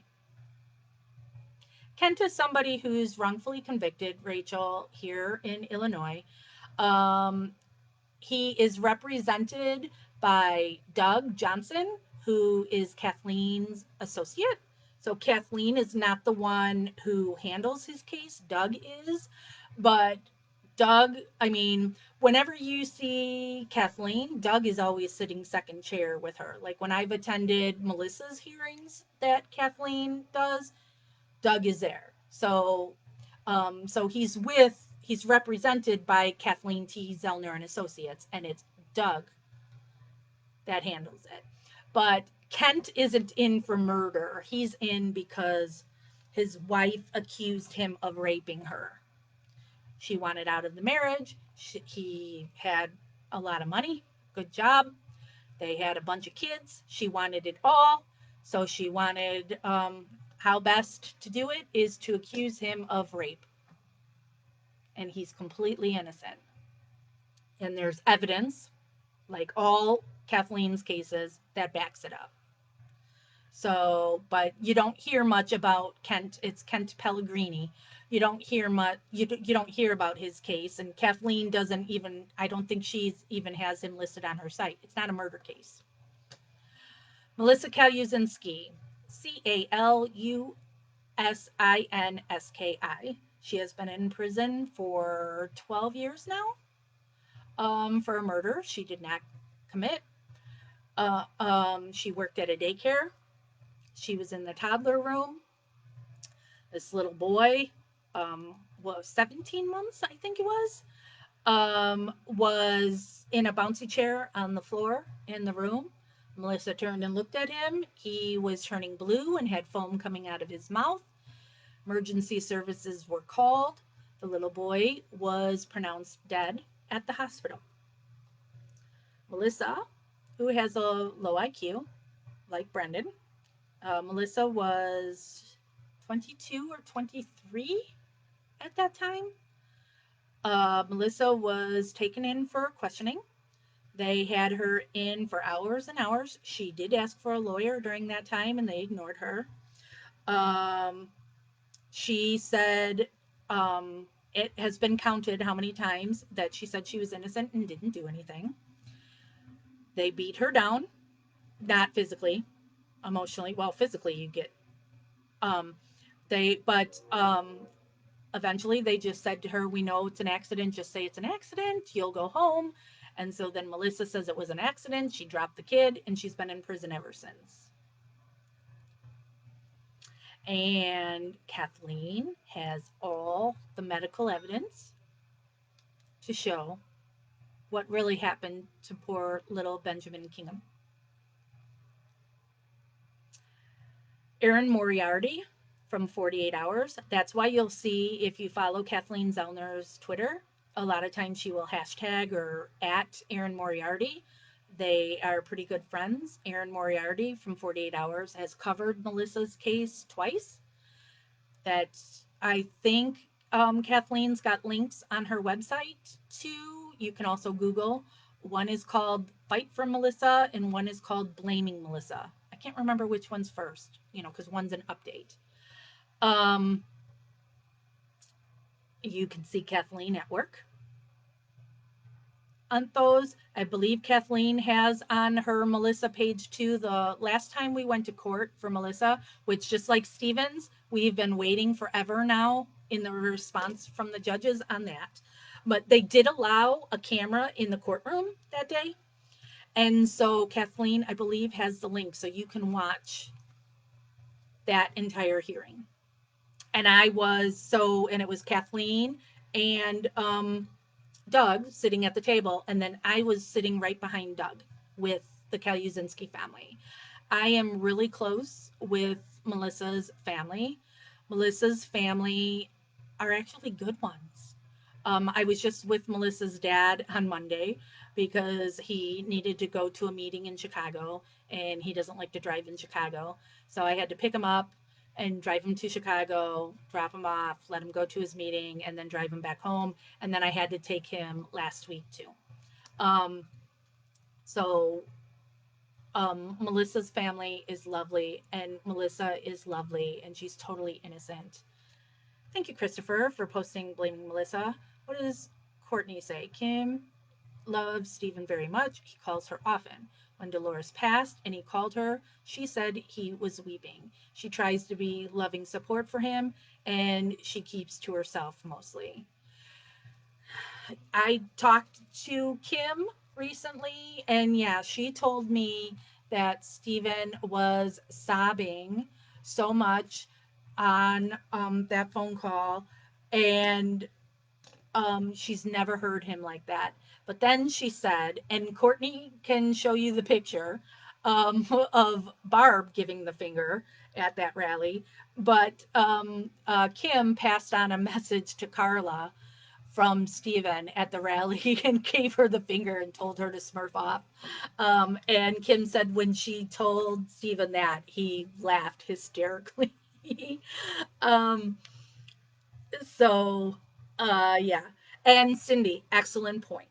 Please remember it's not all police. There's good and bad in everything. Bad cops, bad teachers, bad cashiers, there's bad.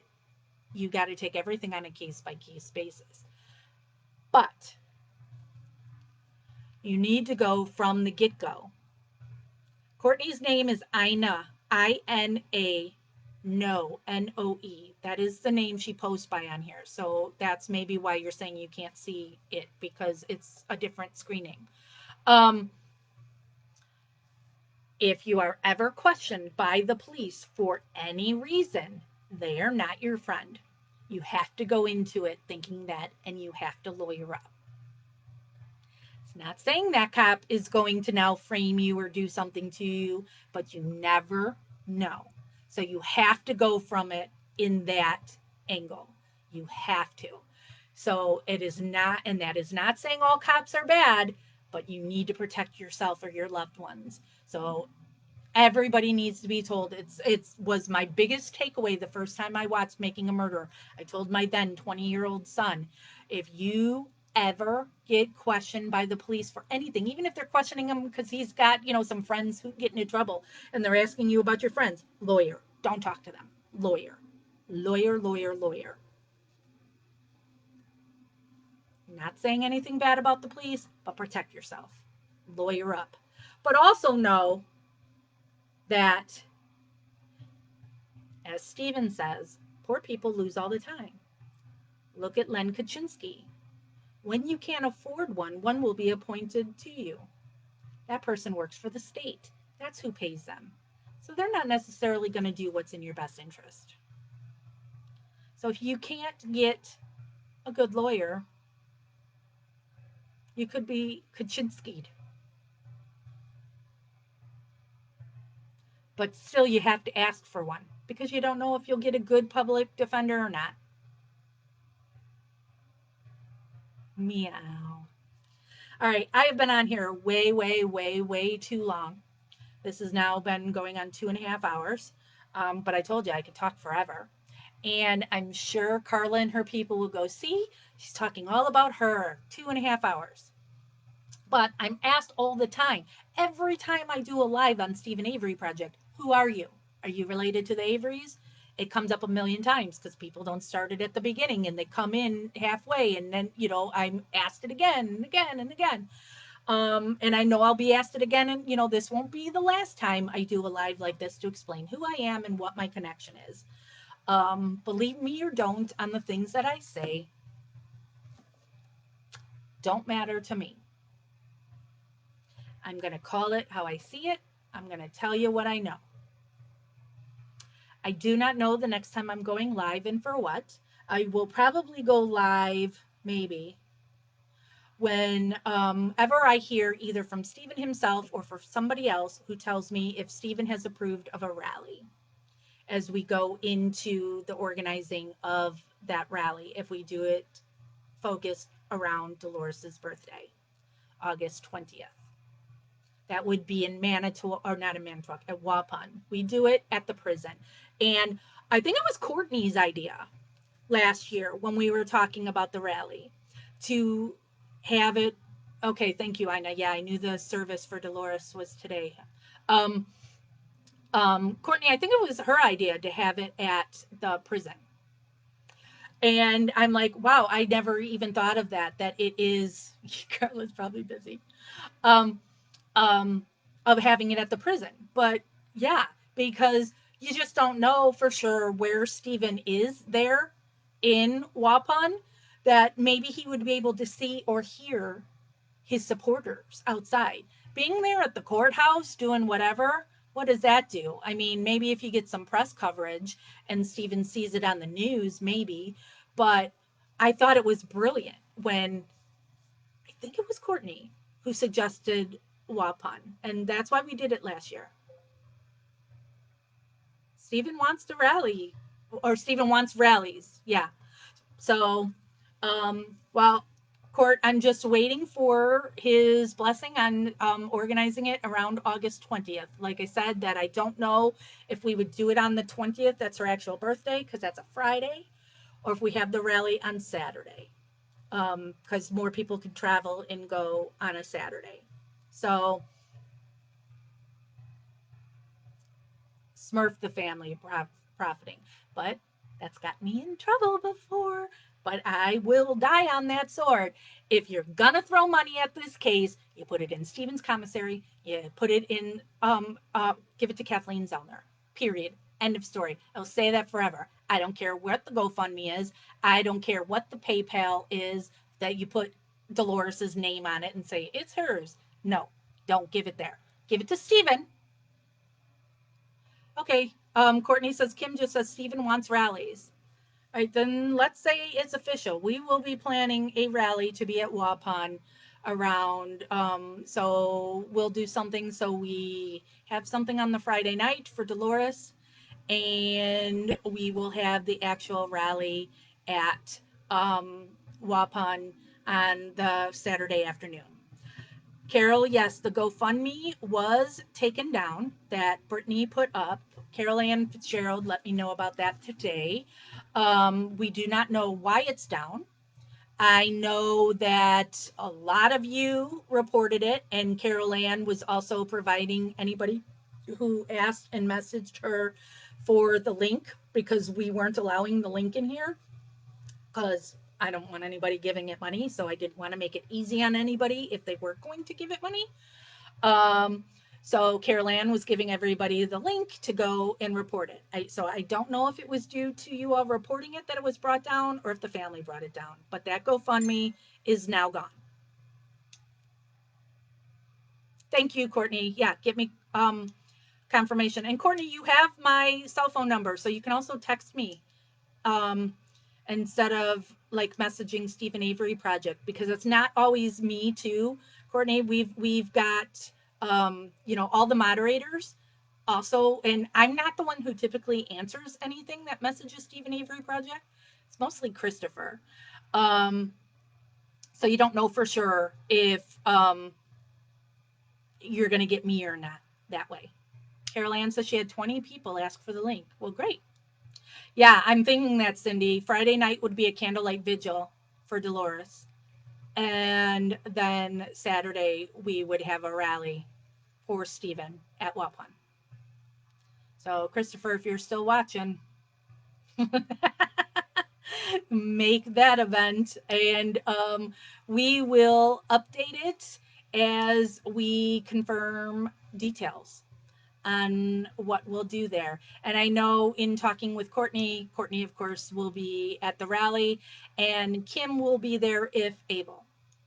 You know, her medical condition you is a day to day. Um, so if she can be there, she will be there. Oh, Rebecca. Yes, Rebecca, I do think that would be great for Dolores. If you have suggestions of things to do for this event now that we will plan for August 20th and 21st, you can send it to Stephen Avery Project. You can send it in here to MAM Gossip. You can message me, Jax West, or you can message Christopher Weaver. Yay, Bryce will be there. You can message Christopher Weaver, who is the moderator, who frankly does the most work. The rest of us are kind of lazy. Christopher is the one that does the brunt of the work. So every time you see like a Facebook event and the reminders for the Facebook events and all that, that's all Christopher. August 20th, Courtney, is Dolores's birthday, and it's a Friday.